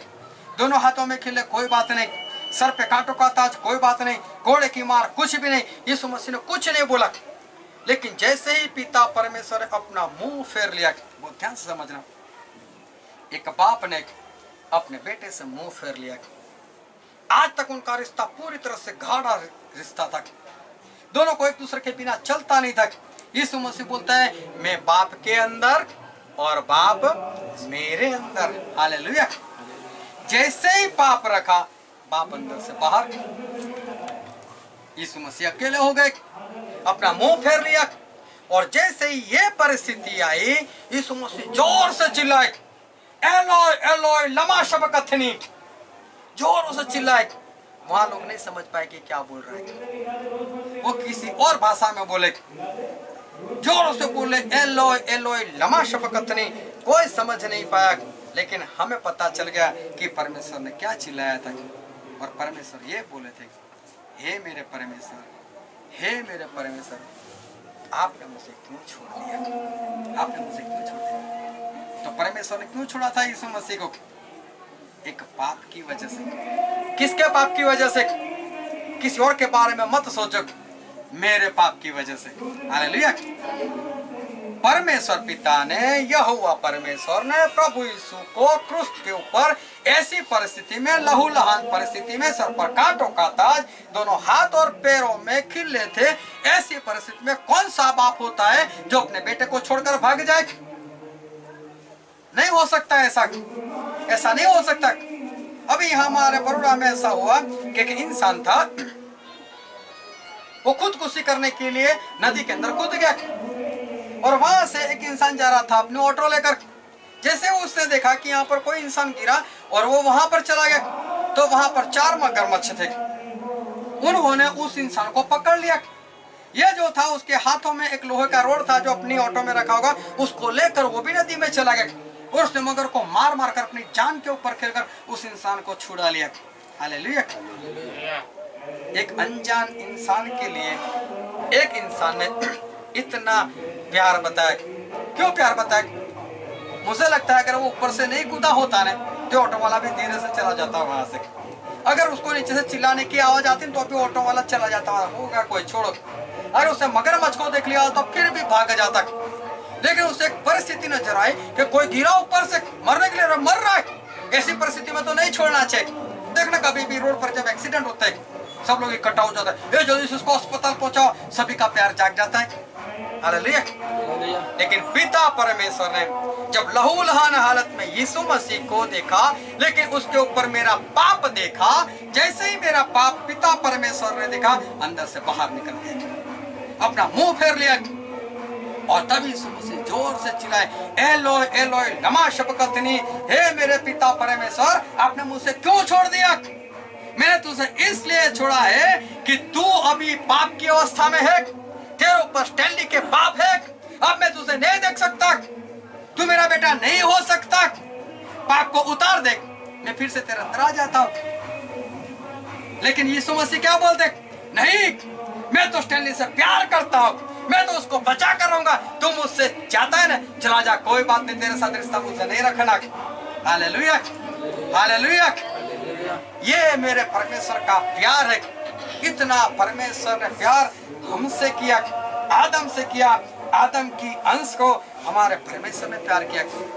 इंसान ने कभी बोला था परमेश्वर ऊपर से नीचे आ जाओ, हमसे बातचीत करो, हम पाप की अवस्था में हैं, हमको छुड़ा लो, इस शैतान से आजादी दिलाओ?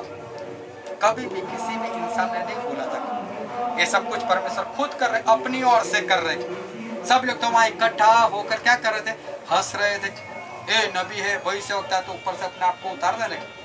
आसपास वाले जो डाकू लोग थे, चोर लोग थे, वो भी क्या बोल रहे हैं? ए तू अपने आप को भी बचा, हमको भी तो बचा ले। लोग कहाँ समझते थे कि ये हमारे लिए मर रहे थे, ये हमारे लिए नीचे है, कहाँ देख लोग समझ रहे थे। लोग तो आज भी वैसे, लोगों ने नहीं बोला था परमेश्वर के कि आप नीचे आओ, वो तो हमारे परमेश्वर के वो सामने से खुद चलकर हमारे बीच में आ गए और हमारे परमेश्वर बीच में आकर ये काम किया। और जैसे यीशु मसीह मर गए, तो बाइबल में ऐसा लिखा है, हम पढ़ते हैं मत्ती रचित सुसमाचार उसका 27वां अध्याय, 27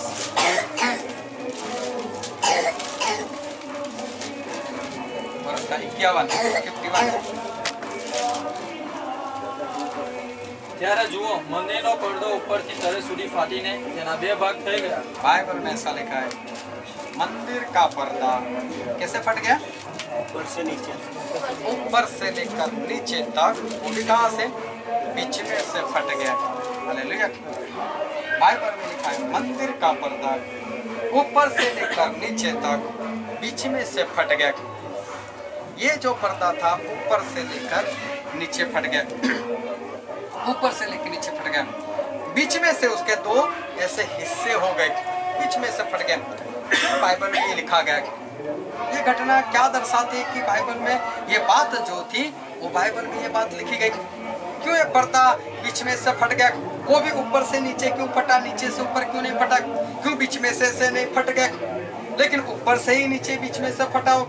और सिर्फ मंदिर का पर्दा क्यों फटा? क्योंकि परमेश्वर ने जब मंदिर बनाने को बोला था तो उस पर्दे के उस पार परम पवित्र स्थान था, और परम पवित्र स्थान पर परमेश्वर खुद आते थे, और यहाँ से इंसान वहां पर मिलने के लिए जाता था।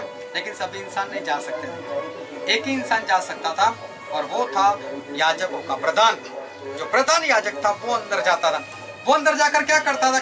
वो अंदर जाकर लहू लेकर जाता था, भेड़ बकरी का लहू लेकर जाता था, और अंदर जाकर परमेश्वर से बोलता था, परमेश्वर और बाहर आंगन में स्टैंड खड़ा है, उसने इतने इतने पाप किए और उसकी वजह से वो भेड़ लेकर आया, बकरा लेकर आया या भेड़ लेकर आया, और मैं इसका लहू जो है 7 बार तेरे ऊपर डालता हूँ, और परमेश्वर तू उसको क्षमा कर देना। अभी हो सकता है याजक के साथ कभी बिगड़ा हो तो वो किस तरह से वहां मेरे लिए विनती करेगा?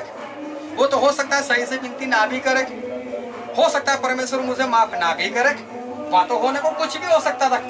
लेकिन बिना प्रधान याजक क्षमा नहीं मिल सकती थी। क्षमा के लिए तो वो ही जाता था अंदर। कहने का मतलब ये है कि कोई भी इंसान परमेश्वर से डायरेक्ट नहीं मिल पाता था, उसको प्रधान याजक के पास जाना ही पड़ता था, जाना ही पड़ता था। अगर याजक के पास नहीं जाता तो पापों की क्षमा नहीं थी, क्योंकि प्रधान याजक जो था वही ये काम कर सकता था। लेकिन जैसे ही यीशु मसीह मर गए, यीशु मसीह ये कहना चाहते थे कि अब आप लोगों को किसी याजक की जरूरत नहीं है, ये जो पर्दा है बीच में से मैं हटा देता हूँ, अब परमेश्वर आपके पास आ सकते हैं और आप परमेश्वर के पास जा सकते हो, दोनों एक दूसरे को आपस में मिल सकते हो। और इसीलिए लिखा है, हम पढ़ते हैं एफएससी इसका 2 अध्याय उसका 13वां पद।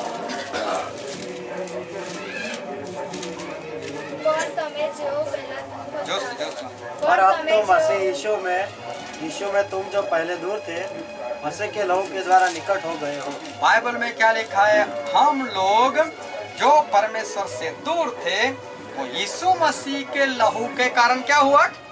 हम एक दूसरे के पास आ गए। हालेलुया। जैसे ही पर्दा ऊपर से फटक, अगर इंसान ने फाड़ा होता ना तो नीचे से फाड़ता, क्योंकि वो नीचे तक पहुंच पाता, लेकिन परमेश्वर ने यह शुरुआत की। इंसान ने कहा मांगा था कि परमेश्वर ये पर्दा बीच में से हटा दो। परमेश्वर सिर्फ प्रधान याजक नहीं, मैं भी आपसे मिलना चाहता हूँ। कभी किसी इंसान ने बोला था? किसी इंसान ने नहीं बोला था।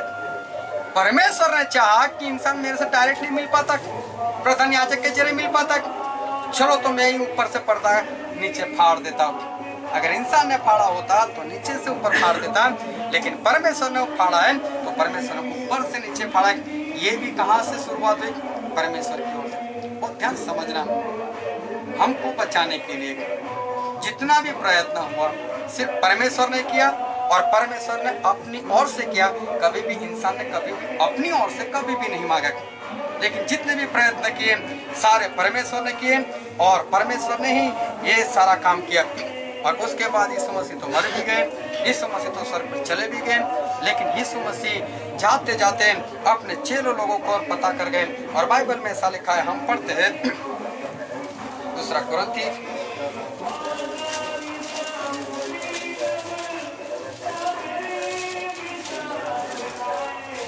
2 कुरिन्थी 5वां अध्याय और उसका 20वां पद। એ માટે અમે ખ્રિસ્તના ઈચ્છીએ છીએ, જાણે કે તેઓ અમારી મારફતે વિનંતી કરતો હોય। बाइबल में ऐसा लिखा है जैसे कि परमेश्वर हमारे जरिए विनती करता हो। वो ध्यान समझना, एक परमेश्वर का सच्चा दास खड़ा होकर जब कुछ भी पुकारता है, वो इंसान नहीं होता है, वो परमेश्वर होता है। और उसके जरिए परमेश्वर बोल रहे, क्या बोल रहे हैं परमेश्वर? फिर से पढ़ो।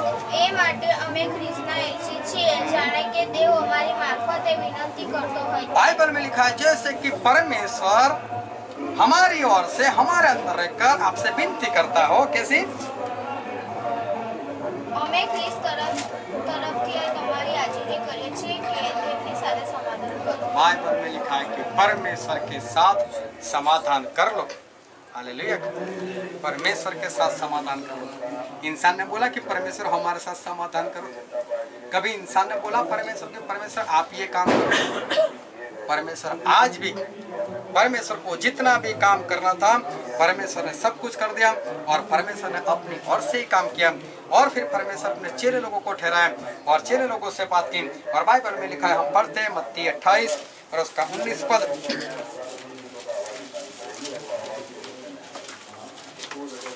એ માટે તમે જઈને સર્વ દેશનાઓને શિષ્ય કરો। बाइबल में ऐसा लिखा है कि परमेश्वर अपने चेलों को क्या बोला कि जाओ और पूरी दुनिया वालों को, सभी देश वाले को क्या बनाओ?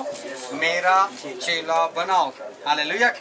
प्रभु यीशु ने कहा मेरा चेला बनाओ। चेला बनने का मतलब क्या? सिर्फ पीछे पूछे यहूदा इस्करियोती की तरह घूमते रहना, ये कोई चेले वाली बात नहीं है। पतरस की तरह भी पीछे पीछे घूमकर 3 बार इनकार करना, ये कोई चेले वाली बात नहीं है। चेला बनना मतलब क्या? किसको बोलते हैं चेला? चेला उसको बोलते हैं जब उसका गुरु जो कुछ करता है वो चेले के अंदर नजर आए, उस चेले के अंदर नजर आए। कई बार लोग कहावत में ऐसा बोलते, ये तो उसका चेला लगता है, ऐसा कहावत में बोलते हैं। ना तो वो गुरु को जानते हैं, ना सही में वो चेला है, लेकिन उसके कुछ लक्षण दिखाई देते हैं, तब लोग बोलते हैं तो उसका चेला लगता है। तो परमेश्वर बोलते हैं मेरा चेला बनाओ, मतलब कि मेरे पीछे चलने वाला, पतरस की तरह नहीं और यहूदा इस्करियोती की तरह नहीं जो हमें सुसमाचार में मिलते। लेकिन कैसे बनाओ? चेला मतलब क्या?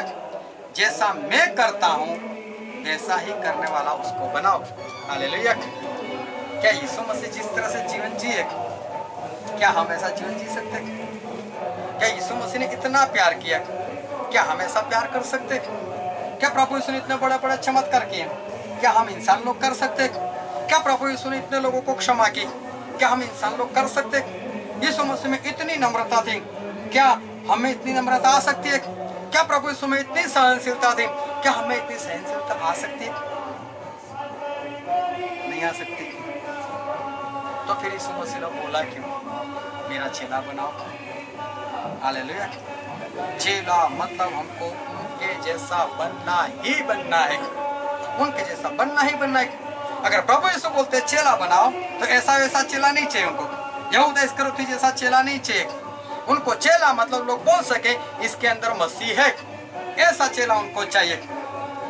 उनके समान ही, उनके समान धीरज रखने वाला, उनके समान नम्रता रखने वाला, उनके समान प्यार करने वाला, उनके समान सहनशीलता रखने वाला, उनके समान शांति रखने वाला, उनके समान माफ करने वाला, उनको ऐसा ही चेला चाहिए। फालतू चेले की बात नहीं कर रहे हो, ऐसा ही चेला चाहिए। लेकिन हम खुद समझ सकते हैं कि हम इंसान यीशु मसीह के समान हम कभी भी बन ही नहीं सकते, हम प्रभु यीशु के समान बन ही नहीं सकते। इसीलिए यीशु मसीह ने अपने चेलों से कहा, हम पढ़ते हैं यूहन्ना उसका 14वां अध्याय उसका 16वां पद।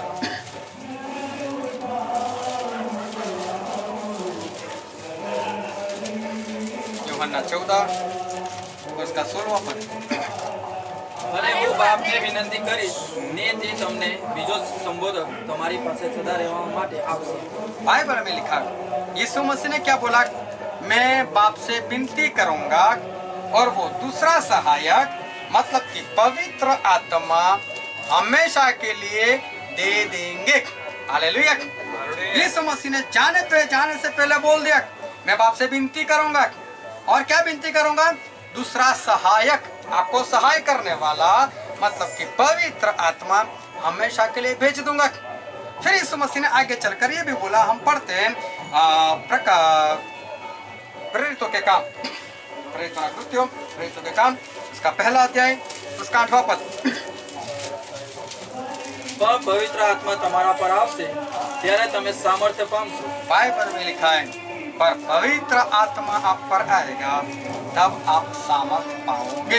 हालेलुया। कौन सा सामर्थ? माफ करने का सामर्थ। कौन सा सामर्थ? नम्रता का सामर्थ। कौन सा सामर्थ? सहनशीलता का सामर्थ। कौन सा सामर्थ? प्रेम का सामर्थ। कौन सा सामर्थ? प्रभु यीशु के जैसा जीवन जीने का सामर्थ। हालेलुया। हालेलुया। हालेलुया। एक ट्रेन हो और आपको कोई ऐसा बोले कि ना इंजन इसको घसीट कर लेकर जाओ दूसरे स्टेशन तक, कितने भी धक्के मारो हिला पाओगे? नहीं हिला पाओगे। लेकिन प्रभु यीशु ऐसा बोलेंगे तू आगे खड़ा रहे, मैं पीछे से उंगली अपनी मारता हूँ। हालेलुया। फिर तो ट्रेन लेकर जा सकते हैं ना। हालेलुया। अभी इसमें इंसान वाली कौन सी बात है? सामर्थ देने वाले कौन है? प्रभु। हम इंसान नहीं क्यों कर सकते जब वो सामर्थ दे रहे, जब वो हमें माफ करने के लिए सामर्थ दे रहे, जब वो नम्रता रखने के लिए सामर्थ दे रहे, हमें प्रेम करने के लिए सामर्थ दे रहे, हमें सहनशीलता रखने के लिए सामर्थ दे रहे, तो क्या हम नहीं कर सकते? फिर तो हम कर सकते हैं ना। हम खुद नहीं कर सकते, लेकिन जब वो सामर्थ देते, वो खुद सामर्थ देते, फिर तो कर सकते हैं ना। वो उंगली मारकर हमको धक्का लगा दे, फिर तो हम काम कर सकते हैं ना। हालेलुया। इसका मतलब प्रभु यीशु जैसी नम्रता हम रख सकते हैं। हालेलुया। रख सकते हैं ना। प्रभु यीशु के जैसा प्रेम कर सकते हैं ना। हाँ बोलो यार, डरो मत। हालेलुया। प्रभु यीशु के जैसी हम धीरज रख सकते हैं। प्रभु यीशु के समान हम सहनशीलता रख सकते हैं। क्यों? पीछे से वही धक्का देते रहेंगे। हालेलुया। प्रभु यीशु ने बोला पवित्र आत्मा आएगा तो आप सामर्थ पाओगे। और यीशु मसीह ने क्या बोला था? मैं बाप से विनती करूंगा और पवित्र आत्मा कितने दिनों के लिए भेज दूंगा? कितने दिनों के लिए? हालेलुया। हमेशा के लिए। और प्रेरितों के काम उसका 2 अध्याय उसका 4 पद। તેઓ સર્વ પવિત્ર આત્માથી ભરપૂર થયા बाइबल में लिखा है वो सारे पवित्र आत्मा से भरपूर हो गए। वो सारे पवित्र आत्मा से भर गए। यीशु मसीह का वादा पूरा हो गया। पवित्र आत्मा हमेशा के लिए इस धरती पर हमारे लिए परमेश्वर ने भेज दिए। हम नहीं कर सकते थे, परमेश्वर खुद जानते थे हम नहीं कर सकते थे, इसलिए परमेश्वर ने भेज दिया। उसके बाद बाइबल में ऐसा लिखा है और परमेश्वर का दास ऐसा बोल रहा है। हम पढ़ते हैं फिलिपिया उसका 4 अध्याय उसका 13वां पद।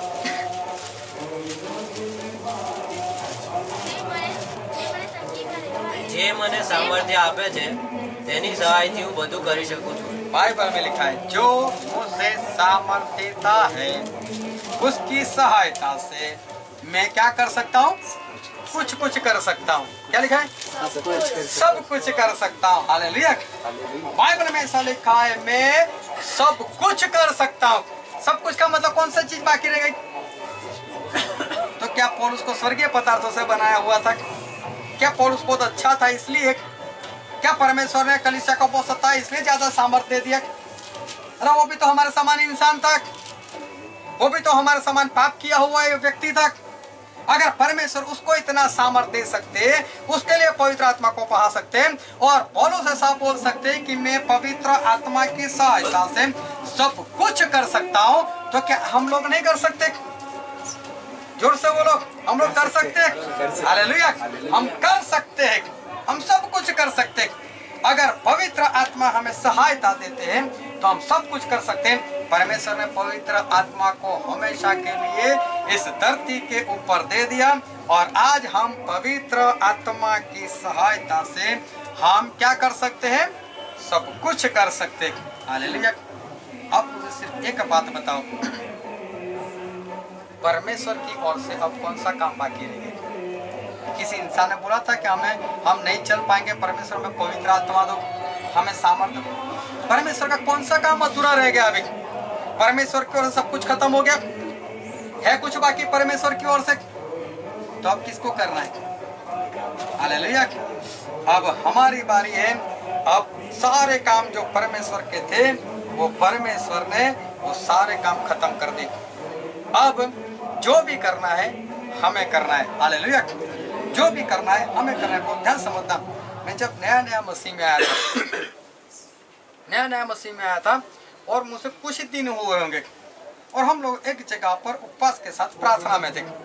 जब उपवास के साथ प्रार्थना में थे और मेरे पास में एक भाई साहब थे, वो प्रार्थना कर रहे थे वो प्रार्थना करवा रहे थे, मेरी आंखें मैंने जैसे ही बंद की मुझे कुछ दिखाई देने लगा। आंखें बंद की तब दिखाई देने लगा। वो ध्यान समझना, आंखें खुली थी तब नहीं दिखता था, तब तो जो सामने था सब कुछ दिखाई देता था। लेकिन जैसे आंखें बंद की मुझे कुछ दिखाई देने लगा। मैंने बोला ये क्या हो रहा है, बंद आंखें कैसे दिखाई सकता है? मैंने आंखें खोलकर देखा ये क्या हो रहा है, सभी लोग तो प्रार्थना कर रहे। मैं दूसरी बार आंखें बंद कराऊं, मुझे दूसरी बार कुछ दिखाई देता है। मैं फिर आंखें खोलकर देखता हूँ, सभी लोग प्रार्थना कर रहे। मैं तीसरी बार आंखें बंद कर देखता हूँ, चलो देखने तो होता क्या है। और तीसरी बार मैं एक विजन देख रहा हूँ, मैं दर्शन देख रहा हूँ। मुझे बाद में पता चला इसको दर्शन बोलते, इसको विजन बोलते, जो बंद आंखों से दिखाई देता है। हालेलुया।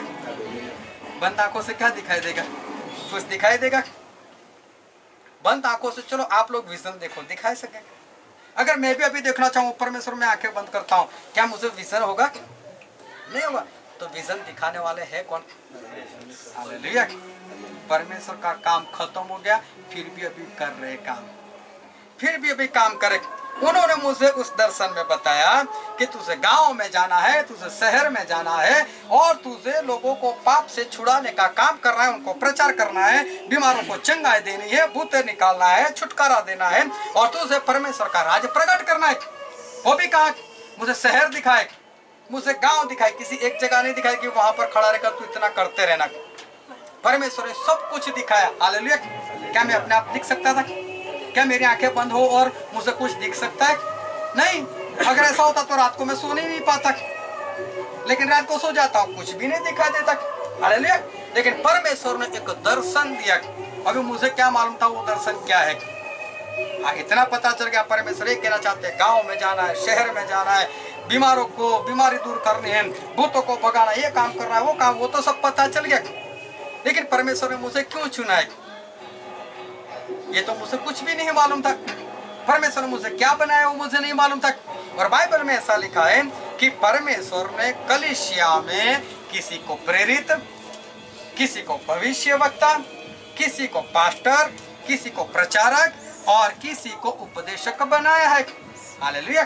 5 लोगों की बात की है, एफएसी 4 और 11 और 12, पहला कुरिन्थी 12 का 28, उसमें सारी बातें लिखी हुई है कि परमेश्वर ने मंडली के अंदर प्रेरित और प्रबोधक, पास्टर और प्रचारक और उपदेशक मतलब सिखाने वाला शिक्षक, इन 5 को परमेश्वर ने नियुक्त किया है। और मुझे तो मालूम भी नहीं था कि परमेश्वर ने से 5 लोगों को चुना है और 5 लोगों में से मैं कुछ हूँ, मुझे तो मालूम नहीं था। एक बहन जी थे, वो मुझे बार बार प्रार्थना के लिए बुलाते थे, लेकिन सभी सेवकों को बुलाने के बाद आखिरी नंबर मेरा होता था। और आखिर में मुझे इसलिए बुलाते, वो मुझे पसंद ही नहीं करती थी और मुझे पसंद नहीं करती थी और इसलिए मुझे बुलाना नहीं चाहती थी। लेकिन मेरा परमेश्वर भी इतने महान कि उसको मेरी जरूरत महसूस होती थी। आखिर में कहीं से कोई भी छुटकारा नहीं मिला, आखिर में स्टैनली को बुलाओ। एक बार उसने ऐसे ही मुझे बुला दिया, सुबह सुबह बुला दिया। तब मेरे पास एक स्कूटर था, मैंने भी यहाँ से स्कूटर को किक मारी और मैं उसके घर पर चला गया। यहाँ से 1 घंटे का रास्ता था। ये औरत ने उस दिन परमेश्वर से प्रार्थना की, परमेश्वर स्टैनली जो है ना वो तो झूठा भविष्यवक्ता है, वो तो झूठा प्रबोधक, मैं तो उसको मानती नहीं, लेकिन क्या करूँ मुझे उसकी जरूरत पड़ जाती है इसलिए मैं बुला लेती हूँ। मालूम नहीं वही आता है तभी मुझे चंगाई मिलती है, लेकिन है तो वो झूठा भविष्यवक्ता, मैं उसको मानती ही नहीं। लेकिन परमेश्वर ऐसा क्यों होता है, मुझे बार बार उसी की जरूरत क्यों पड़ती है? परमेश्वर वो जो भी है आज मुझे प्रकट करो कि वो है क्या। परमेश्वर मैं आंखें बंद करती हूँ, मैं बाइबल खोलूंगी और बाइबल खोलकर मेरी उंगली रखूंगी, वहां पर जो भी आया जो भी पद होगा वो मैं पढ़ूंगी और समझूंगी कि उसमें जो भी लिखा होगा वो स्टैनली है। और उसने जैसे ही आंखें बंद की, बाइबल खोला और अपनी उंगली रखी तो गलाती 1 और 1 वहां पर आया और वहां पर लिखा, कोई पढ़ लो तो।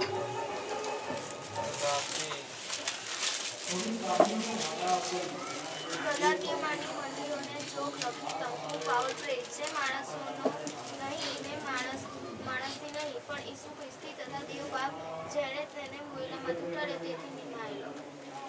Hallelujah, hallelujah. परमेश्वर ने उसको बताया ये इंसान से चुना हुआ इंसान नहीं है। हालेलुया।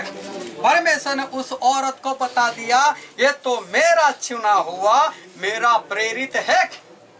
जैसे उसको उत्तर मिला, मेरा स्कूटर वहां पर खड़ा हो गया। हालेलुया। वो मेरे को देखकर पहली बार बहुत खुश हो गई और मुझसे बताया, बोला स्टैंडी मालूम है तू कौन है? मैं बोला मैं कौन हूँ? बोले तू प्रेरित है। ना ठीक है, मैं प्रेरित हूँ। मुझे इतनी खुशी नहीं, क्योंकि प्रेरित शब्द है क्या वही तो मुझे नहीं मालूम था। मैंने बोला इसने बोला तो मान लो हम प्रेरित है, लेकिन मुझे कहाँ मालूम था प्रेरित मतलब है क्या। और फिर उसने मुझे सारी कहानी बताई कि मैं ऐसा तुझे मानती थी, आज मैंने परमेश्वर से प्रार्थना की और परमेश्वर ने वहां पर बताया। आज भी तो परमेश्वर काम कर रहे हैं अपनी ओर से। मैं कहाँ बताने गया था मैं अच्छा इंसान हूँ, लेकिन परमेश्वर ने तो उसको पता ना कि हाँ ये मेरा चुना हुआ है, ये मेरा प्रेरित है, मैंने उसको प्रेरित बनाया, ऐसा परमेश्वर ने उसको बताया। हालेलुया। फिर भी मैं तो नहीं जानता था कि प्रेरित है क्या। एक बार मुझे एमपी जाने का मौका मिला और एमपी में मैं चला गया आमोद सिंह के पास। हालेलुया। ज्यादा तो सभी लोग जानते हो आमोद सिंह को ना। आमोद सिंह बहुत अच्छे परमेश्वर के दास है और मैं वहां पर चला गया। मैं 19 दिन उनके पास रुका। 19 दिन सुबह से लेकर शाम तक सिर्फ बाइबल स्टडी। और वहां मुझे सीखने को मिला प्रेरित है क्या, प्रेरित का काम क्या है, प्रेरित को कैसे चलना है, प्रेरित की जिम्मेदारियां कौन कौन सी है, वो वहां पर मुझे सीखने को मिला। जैसे ही वहां पर मैं सीखने लगा, मेरे दिमाग में वो औरत आई, अरे यार हाँ उसने तो मुझे बोला था 1-1.5 साल पहले कि मैं प्रेरित हूँ। तब तो मैंने ऐसे ही हंसी मजाक में लिखा मैं प्रेरित हूँ। प्रेरित है क्या? वो तो आमोद सिंह ने सिखाया। परमेश्वर देख रहे इसको तो मालूम ही नहीं है, फिर करेंगे क्या। तो परमेश्वर वहां पर भेज दिया। हालेलुया। परमेश्वर आज भी काम करते हैं। मैंने कहा बोला था परमेश्वर मुझे सिखाओ प्रेरित है कौन, और परमेश्वर ने मुझे वहां पर जाकर बताया। चलो वो तो ठीक है, मैं वहां पर सीख भी लिया। लेकिन एक बार हम लोग आराधना कर रहे थे और मैंने ब्लू टी शर्ट पहना हुआ था। ब्लू कुछ गाढ़ा कलर था और गाढ़े ब्लू कलर की मैंने टी शर्ट पहनी हुई थी। और मैं जहाँ पर खड़ा था वहां पर लाइट सही से नहीं आ रही थी, और लाइट सही से नहीं आ रही थी, इसलिए वहां पर एक पास्टर था और वो पास्टर जो था उनको मेरी जो टी शर्ट है वो काले कलर की दिखा दी और मेरी आंखें बंद थी, मेरे हाथ ऐसे वो उठे हुए थे। और वो पास्टर बार बार उस काली टी शर्ट वाले बाहर आ जाओ, काली टी शर्ट वाले बाहर आ जाओ। मैं सोच रहा हूँ मैंने तो काली टी शर्ट है, नहीं होगा किसी को बुलाता होगा, तो मैं अपनी आंखें बंद करके रखूंगा। सभी की ज्यादातर आंखें बंद थी और तभी उन्होंने किसी को बोला कि मैं उसको बोल रहा हूँ, सुन नहीं रहा है। लेकिन मेरी तो ब्लू टी शर्ट थी। उस समय मुझे बोला कि ये पास्टर आपको बुलाना चाहता है। मैं वहां पर बाहर चला गया। उस मेरे सर के ऊपर हाथ रखकर मेरा अभिषेक किया, परमेश्वर तेरे को प्रेरित बना रहे। हालेलुया। एक बार फिर वहां पर अभिषेक हुआ। यहाँ पर किसी को परमेश्वर ने बताया, वहां पर जाकर किसी और पास्टर को बताया।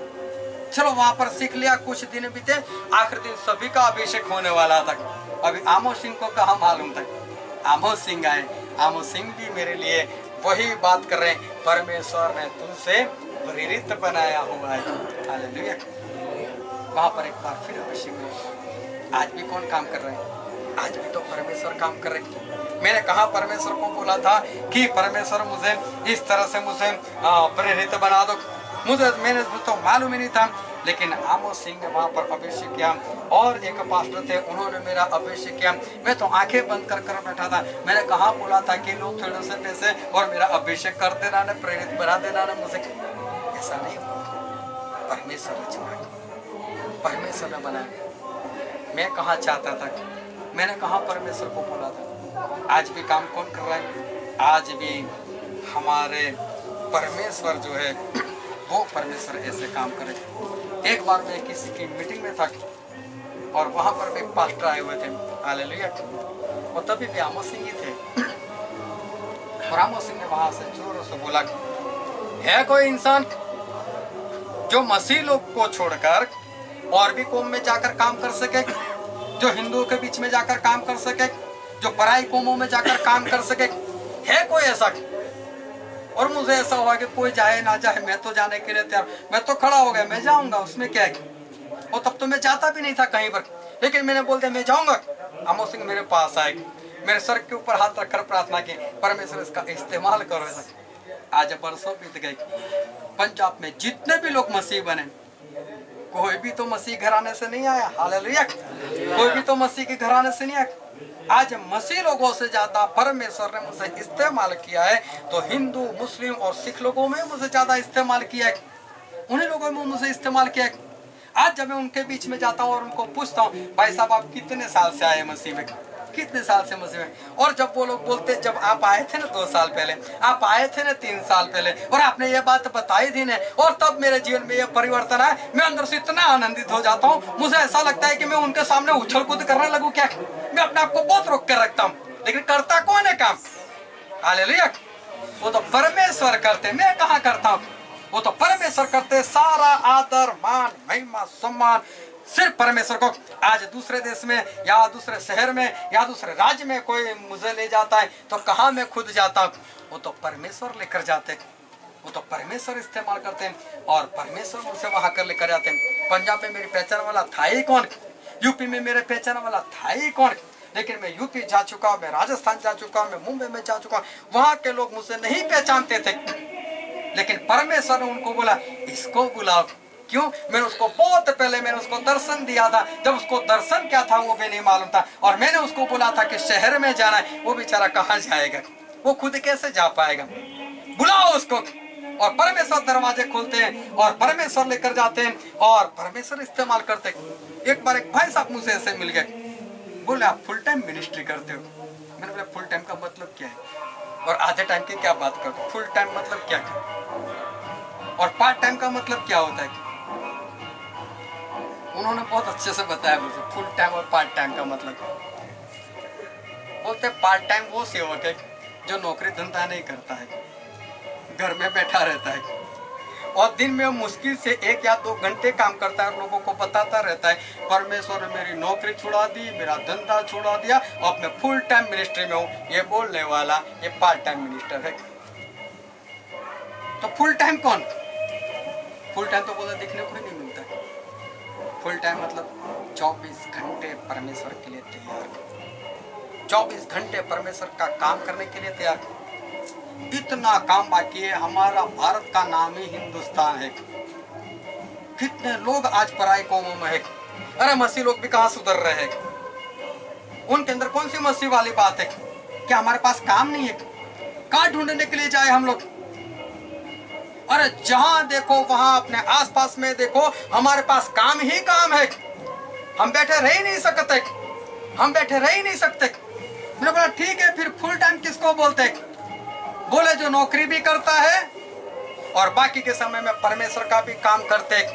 सही में फुल टाइम मिनिस्टर तो वो है कि 12 घंटे इस संसार के अधिकारी को, मतलब कि जहां पर वो जॉब करता है उसको समय देता है ईमानदारी से, और बाकी के समय में ईमानदारी से परमेश्वर को समय देता है। फुल टाइम तो सही में वो मिनिस्टर है, सही में तो वो है जो काम करता है। क्यों जहां पर नौकरी करते हैं वहां पर क्यों लोग समय से पहुंच जाते हैं? आप लोग नौकरी करते हो, समय से जाते हो, 1-2 घंटे लेट जाते हो, समय से कभी बीच में से भी भाग कर आ जाते हो क्या? हालेलुया।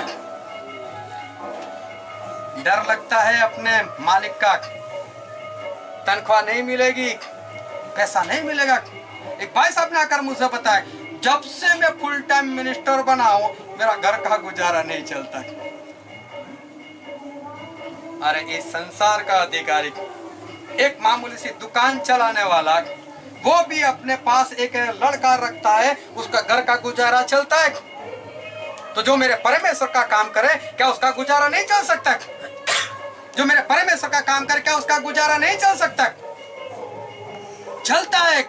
आज भी हमारे परमेश्वर काम करते हैं। आज भी पंजाब में काम हो रहा है तो परमेश्वर करते हैं, मुंबई में काम हो रहा है तो परमेश्वर करते हैं, राजस्थान में काम होता है तो परमेश्वर करते हैं। लेकिन मुझे वहां जाना तो पड़ेगा, मुझे खड़ा तो होना पड़ेगा।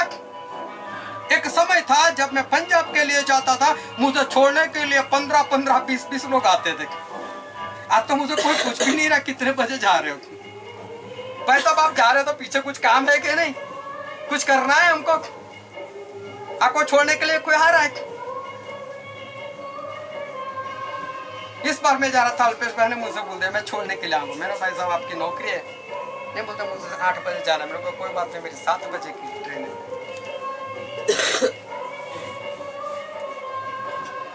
हालेलुया। मैं जब आने वाला था उससे पहले विलास भाई ने मुझे फोन कर दिया, मुझे बता देना मैं लेने के लिए आ जाऊंगा। ठीक है कोई बात नहीं। अल्पेश भाई ने भी मुझे फोन करके बोलते मैं लेने के लिए आऊंगा। फिर साहब आप नहीं आ सकते, आपकी जॉब होगी। बोले मैं कुछ भी करूँगा। मैंने बोला नहीं, मैंने उनको बोला ही नहीं मैं कब आने वाला हूँ। तो नहीं बताया था मैं कि इस समय पर मैं पहुँच जाऊँगा, क्योंकि जॉब छोड़कर मैं नहीं चाहता था। हालेलुया। पहले तो लेने के लिए भी इतने लोग आ जाते थे, चलिए भाई कब आ रहे हो? जस्सा और अमरीक सब लोग जानते हैं, मुझे पूछ रहे थे जब आप घर पर जाओगे आपकी सारी कलीसिया आपको मिलने के लिए आ गए होगी ना। मैंने भी अपना मन रख लिया, हाँ आ गए होगी। अच्छा उन्होंने यहाँ करे, ऐसा नहीं बोला कि वीडियो फोन कर बताओ ना सभी को।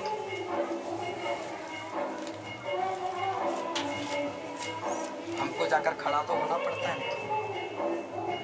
मैं जब वहां से आ रहा था, ये 3 कंबल, एक बड़ा सा बैग, काफी बड़ा हुआ, मालूम नहीं कहाँ पर पड़ा, बड़ा सा बैग मिट्टू ने उठा लिया था। मिट्टू ने बोला कि यार बहुत वजन है। वो सारे मैंने मेरे सीट के ऊपर रखा था, 4 बैग। अब मुझे बैठने के लिए कौन सी जगह होगी? सोने की बात तो छोड़ो, बैठ भी मैं कैसे सकता हूँ? ऐसे में सफर करनी पड़ती है। हाँ, परमेश्वर सहायता करते हैं, परमेश्वर मदद करते हैं, काम परमेश्वर ही करते हैं। बहुत ध्यान सुना, मैं आज कोई मेरी बड़ाई नहीं कर रहा, मैं सिर्फ बताना चाहता हूँ आज भी काम परमेश्वर ही कर रहा है, मैं नहीं कर रहा। लेकिन मुझे खड़ा तो होना ही पड़ेगा, मुझे जाना तो पड़ेगा ही पड़ेगा, मुझे टिकट निकालने के लिए स्टेशन जाना ही पड़ेगा, चाहे कितनी भी लंबी लाइन हो, चाहे कुछ भी हो, मुझे पैसे निकाल कर वहां देना ही पड़ेगा। जब उसे वापस आना था, रात से मैंने अगली रात से मैंने वहां लाइन में अपना फॉर्म रख दिया था। दूसरे दिन पूरी ठंडी में हम लोग सुबह वहां पर चले गए, सिर्फ चाय पी हुई थी, हमने कुछ खाना नहीं खाया हुआ था। 11 बजे टिकट मिलने वाले थे, उसके लिए सुबह से पहले से लाइन लगाकर खड़े रहो। लाइन में खड़ा रहना पड़ता है, ऐसे वैसे वहां पर नहीं पहुंच सकते, हमें जाना तो पड़ता है।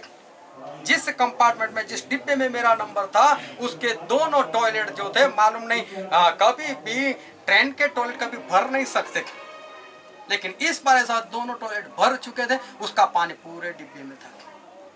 ऐसे में मैं सफर कर कर यहाँ वडोदरा तक पहुंचा हूँ। ऐसे ट्रेन में सफर करते हुए कहाँ जगह बदल कर कहाँ जाओ? और भी लोग थे, वो भी सब बैठे रहे, लेकिन वो तो संसार के लिए थे, मैं तो किसी के लिए गया था। लेकिन वो बैठने की शक्ति कौन देता है? वो परमेश्वर तो देता है, वो परमेश्वर तो काम करते हैं। लेकिन उसके लिए हमें खड़ा तो रहना पड़ेगा, हमें घर से निकलना तो पड़ेगा। फुल टाइम मिनिस्टर की जो डेफिनेशन है वो हमें बदलनी पड़ेगी, वो हमें बदलनी पड़ेगी। हमारा परमेश्वर हमारा गुजारा चलाते हैं। आज 4 बच्चे हैं मेरे, पत्नी तो एक ही है, गुजारा चलता है। फिर भी जिसके 4 बच्चे, उसके घर पर जाकर देखना कैसा खाते, कितने बजे सुबह उठते और कितना काम करने के लिए कहाँ कहाँ पर जाते, देखते रहना कितनी मजदूरी करते। क्या हमको खड़ा नहीं होना पड़ेगा? काम तो परमेश्वर ही करते हैं, लेकिन हमें वहाँ पर जाना ही पड़ेगा, हमें निकलना ही पड़ेगा, टिकट हमें निकालनी पड़ेगी, चाहे कितनी भी मुसीबत हो। और हमें ये जो काम है, वो काम जो है वो तो हमें करना ही पड़ेगा। एक परमेश्वर का दास मुझसे मिला, मुझे बोला, मैं हर रोज परमेश्वर से प्रार्थना, हे परमेश्वर तू ही मुझे ले जाना, वरना मैं घर से नहीं निकलने वाला, तू ही मुझे ले जाना। क्या परमेश्वर ऊपर से आकर हाथ पकड़ कर ले जाएगा? परमेश्वर अपने चेलों से बोला, जाओ और काम करो, जाओ और काम करो। हालेलुया। और हमें खड़ा तो होना ही पड़ता है। जब मत्ती 25 और 1 से 11 पढ़ते, वहाँ 10 कंवारी लड़कियों के लिए बात की है। 10 कंवारी कपड़े पहनकर तैयार थी, 10 दुल्हन थी, अपने दूल्हे का इंतजार कर रही थी। सभी लोग रात में बाहर निकली, सभी के हाथ में मसाल थी, सभी की मसालें जल रही थी। और ऐसे में सभी लोग बाहर निकले, अभी दूल्हा आएगा, अभी दूल्हा आएगा, अभी दूल्हा आएगा। 1 नहीं, 2 नहीं, 10 की 10 हो गई। वो तो बाइबल में पहले से लिख दिया ना कि 5 मूर्ख थी और 5 अच्छी थी, बुद्धिमान थी। इसलिए हमको पता चलता है कि उसमें से 5 मूर्ख थी। मूर्ख की मूर्खता क्या थी और जो बुद्धिमान थी उनकी बुद्धि क्या थी? दोनों ने सही काम किया था, दोनों ने कपड़े पहने थे, दोनों के हाथ में मसाल, दोनों की मसाल जल रही थी। सभी तो इंतजार कर रही थी, सभी तो बाहर निकली थी, सभी तो सो गई थी। ऐसा कहा सिर्फ मूर्ख सो गई थी? सभी जब आवाज आया तब सभी तो साथ में उठ गई थी। हालेलुया। फिर 5 मूर्खी कैसे? उसको मूर्खता क्यों बोला गया? मूर्खता इसके कारण जिस वक्त दूल्हा आया उसी वक्त उनकी रोशनी खत्म हो गई थी। हालेलुया। उसी वक्त उनकी रोशनी खत्म हो गई थी, उसी वक्त सब कुछ खत्म हो गया उनके पास। और उस वक्त वो तेल मतलब कि पवित्र आत्मा को ढूंढने के लिए वो लोग निकले। पवित्र आत्मा को आज हमें बनाए रखना है। प्रभु यीशु तो दे दिया, हमें हमारे अंदर लेकर उसको आज बनाए रखना है। उनकी जो मसाले थी वो बंद हो गई, उनके पास एक्स्ट्रा तेल नहीं था, जलाए रखने के लिए कुछ भी नहीं था। और यही होता है इंसान के जीवन में। परमेश्वर इस्तेमाल करने लगते हैं, परमेश्वर अच्छी अच्छी चीज़ें देना शुरू करते हैं, और तभी उसके जीवन में घमंड, और तभी उसके जीवन में ऐसी बातें आ जाती हैं, बैठे रहो परमेश्वर करते तो है सब कुछ। अरे नहीं, हमें खड़ा तो होना पड़ेगा, हमें जाना तो पड़ेगा, काम तो परमेश्वर को ही करना है, परमेश्वर ही काम करेंगे, लेकिन हमको खड़ा तो होना ही पड़ेगा, हमें तो ये काम करना ही पड़ेगा। परमेश्वर का काम करने के लिए कभी शादी छोड़नी पड़ती है, कभी ब्याह छोड़ना पड़ता है, कभी पार्टी छोड़नी पड़ती है, कभी रिसेप्शन छोड़ना पड़ता है, कभी पत्नी को छोड़नी पड़ती है, कभी बच्चे को छोड़ना पड़ता है, और उन सबको छोड़कर परमेश्वर के काम के लिए निकलना पड़ता है। हालेलुया। ये जिम्मेदारी का काम है, जिम्मेदारी का काम है। पिछले संडे विलास भाई नहीं आए थे, बुधवार को भी विलास भाई नहीं आए। क्यों? काम था। जो उनका काम है, जो उनकी जॉब है, जो उनका कारोबार है, ईमानदारी से करना पड़ता है, बाकी का काम छोड़ना पड़ता है। परमेश्वर आज तो शादी है ना, तो कल मैं तेरा काम कर दूंगा। परमेश्वर आज बर्थडे ना, तो मैं कल काम करूंगा। नहीं, पहले परमेश्वर का काम करो, बाद में। अगर नौकरी करते होते तो होता है ऐसा? हम कुछ नहीं कर सकते। अगर परमेश्वर की ओर से उनका सारा काम तमाम हो गया, अभी जो कुछ करना है वो हमें करना है, और परमेश्वर की ओर से सारा काम खत्म हो चुका है। फिर भी हमारे परमेश्वर इतने अच्छे, इतने भले कि आज भी परमेश्वर हमारे लिए वो काम कर रहे, आज भी परमेश्वर हमारे लिए काम करें। उस वक्त इजराइल में ऐसा था कि दूल्हा जो होता था वो शादी तय कर जाता था। जैसे लड़का लड़की को दिखा दिया और परिवार वाले को पसंद आ गया, और परिवार वालों ने तय कर लिया कि हाँ इन दोनों की शादी, तो तारीख कभी भी तय नहीं होती थी। लेकिन जिस वक्त शादी तय हुई कि हाँ इन दोनों की शादी होगी, उसके बाद 1 साल का बीच में गैप रहता था। गैप रहने का मतलब कि ज्यादा से ज्यादा गैप 1 साल का, और बीच में कभी भी दूल्हा आता था और कभी भी शादी कर उस दुल्हन को लेकर चला जाता था। और शादी हमारे जैसी नहीं होती थी जैसे तंबू लगाओ, बस दूल्हा कभी भी आए, आधी रात को भी आ सकता था, दिन को भी आ सकता था, सुबह भी आ सकता था, वो कभी भी आ सकता था। और कभी भी आकर ये जो दूल्हा था वो दूल्हे का एक मित्र होगा, वो आगे से आवाज लगाएगा, दूल्हा आ रहा है, दूल्हा आ रहा है। तो जितनी भी लड़कियों की शादी तय हो चुकी होती थी वो सभी तैयार रहकर बाहर भागती थी, तैयार होकर बाहर भागती थी, मेरा दूल्हा तो नहीं आया। और अगर उसका दूल्हा है उसको उठाकर चला जाता था। हालेलुया।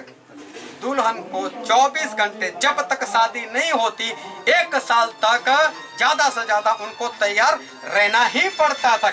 हालेलुया। 1 साल तक ज्यादा से ज्यादा उनको तैयार होना ही पड़ता था। दूल्हा कब भी आ जाए, ये भी तो इंतजार कर रही थी ना। 10-10 औरत अपने दूल्हे का। आधी रात को उसके मित्र ने आवाज भी दी, आ रहा है, दूल्हा आ रहा है। सभी लोग जाग गए, लेकिन क्या खो बैठे? उस पवित्र आत्मा को 5 लोग खो बैठे थे। हमारा भी दूल्हा आ रहा है, आधी रात को आने वाला है, सुबह आने वाला है, ठंडी में आने वाला है, गर्मी में आने, कुछ मालूम है हमको? तो हमें कैसा रहना है? हमें हर वक्त तैयार रहना है। हालेलुया। हमें हर वक्त तैयार रहना है। जैसे ही दूल्हा आया, 5 जो औरतें थी वो तो चली गई अपने अपने दूल्हे के साथ, 5 रह गई। उसके बाद भी 5 भागी कैसे कर उस दरवाजे के पास पहुंच गए। और हम पढ़ते हैं मत्ती और उसका 25वां अध्याय,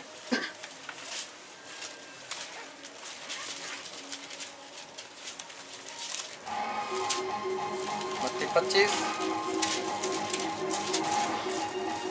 वर्ष का 10 पद 11। અને તેઓ વેચાતું લેવા ગઈ, એટલામાં વર આવી પહોંચ્યો ને જેવો તૈયાર હતી તેઓએ તેને જોડે લગ્ન જમાડવા ગઈ અને બારણું બંધ કરવામાં આવ્યું. પછી તે બીજી કુમારિકાઓએ આવીને કહ્યું કે ઓ સ્વામી हमारे सर उघड़. बाइबल में लिखा है औरतें जाकर अभी खड़का रही, दरवाजा क्या हो गया था? बंद हो गया था. कहाँ से? अंदर से बंद हो गया था. अब ये बात से आवाज लगा रही, स्वामी हमारे लिए खोल दे, हमारे लिए खोल दे. स्वामी ने क्या उत्तर दिया? પણ તેને ઉત્તર દીધો, હું તમને ખચીત કહું છું કે હું તમને ઓળખતો નથી. हालेलुया. परमेश्वर ने बोल दिया, दूल्हे ने अंदर से बोल दिया, मैं नहीं पहचानता. जब मेरी शादी तय हुई थी तो हमने बोला था हम 9 बजे वहाँ पर पहुँच जाएंगे, लेकिन कुछ भी कारण से वो कार वाला नहीं आया समय से. कार वाला नहीं आया था.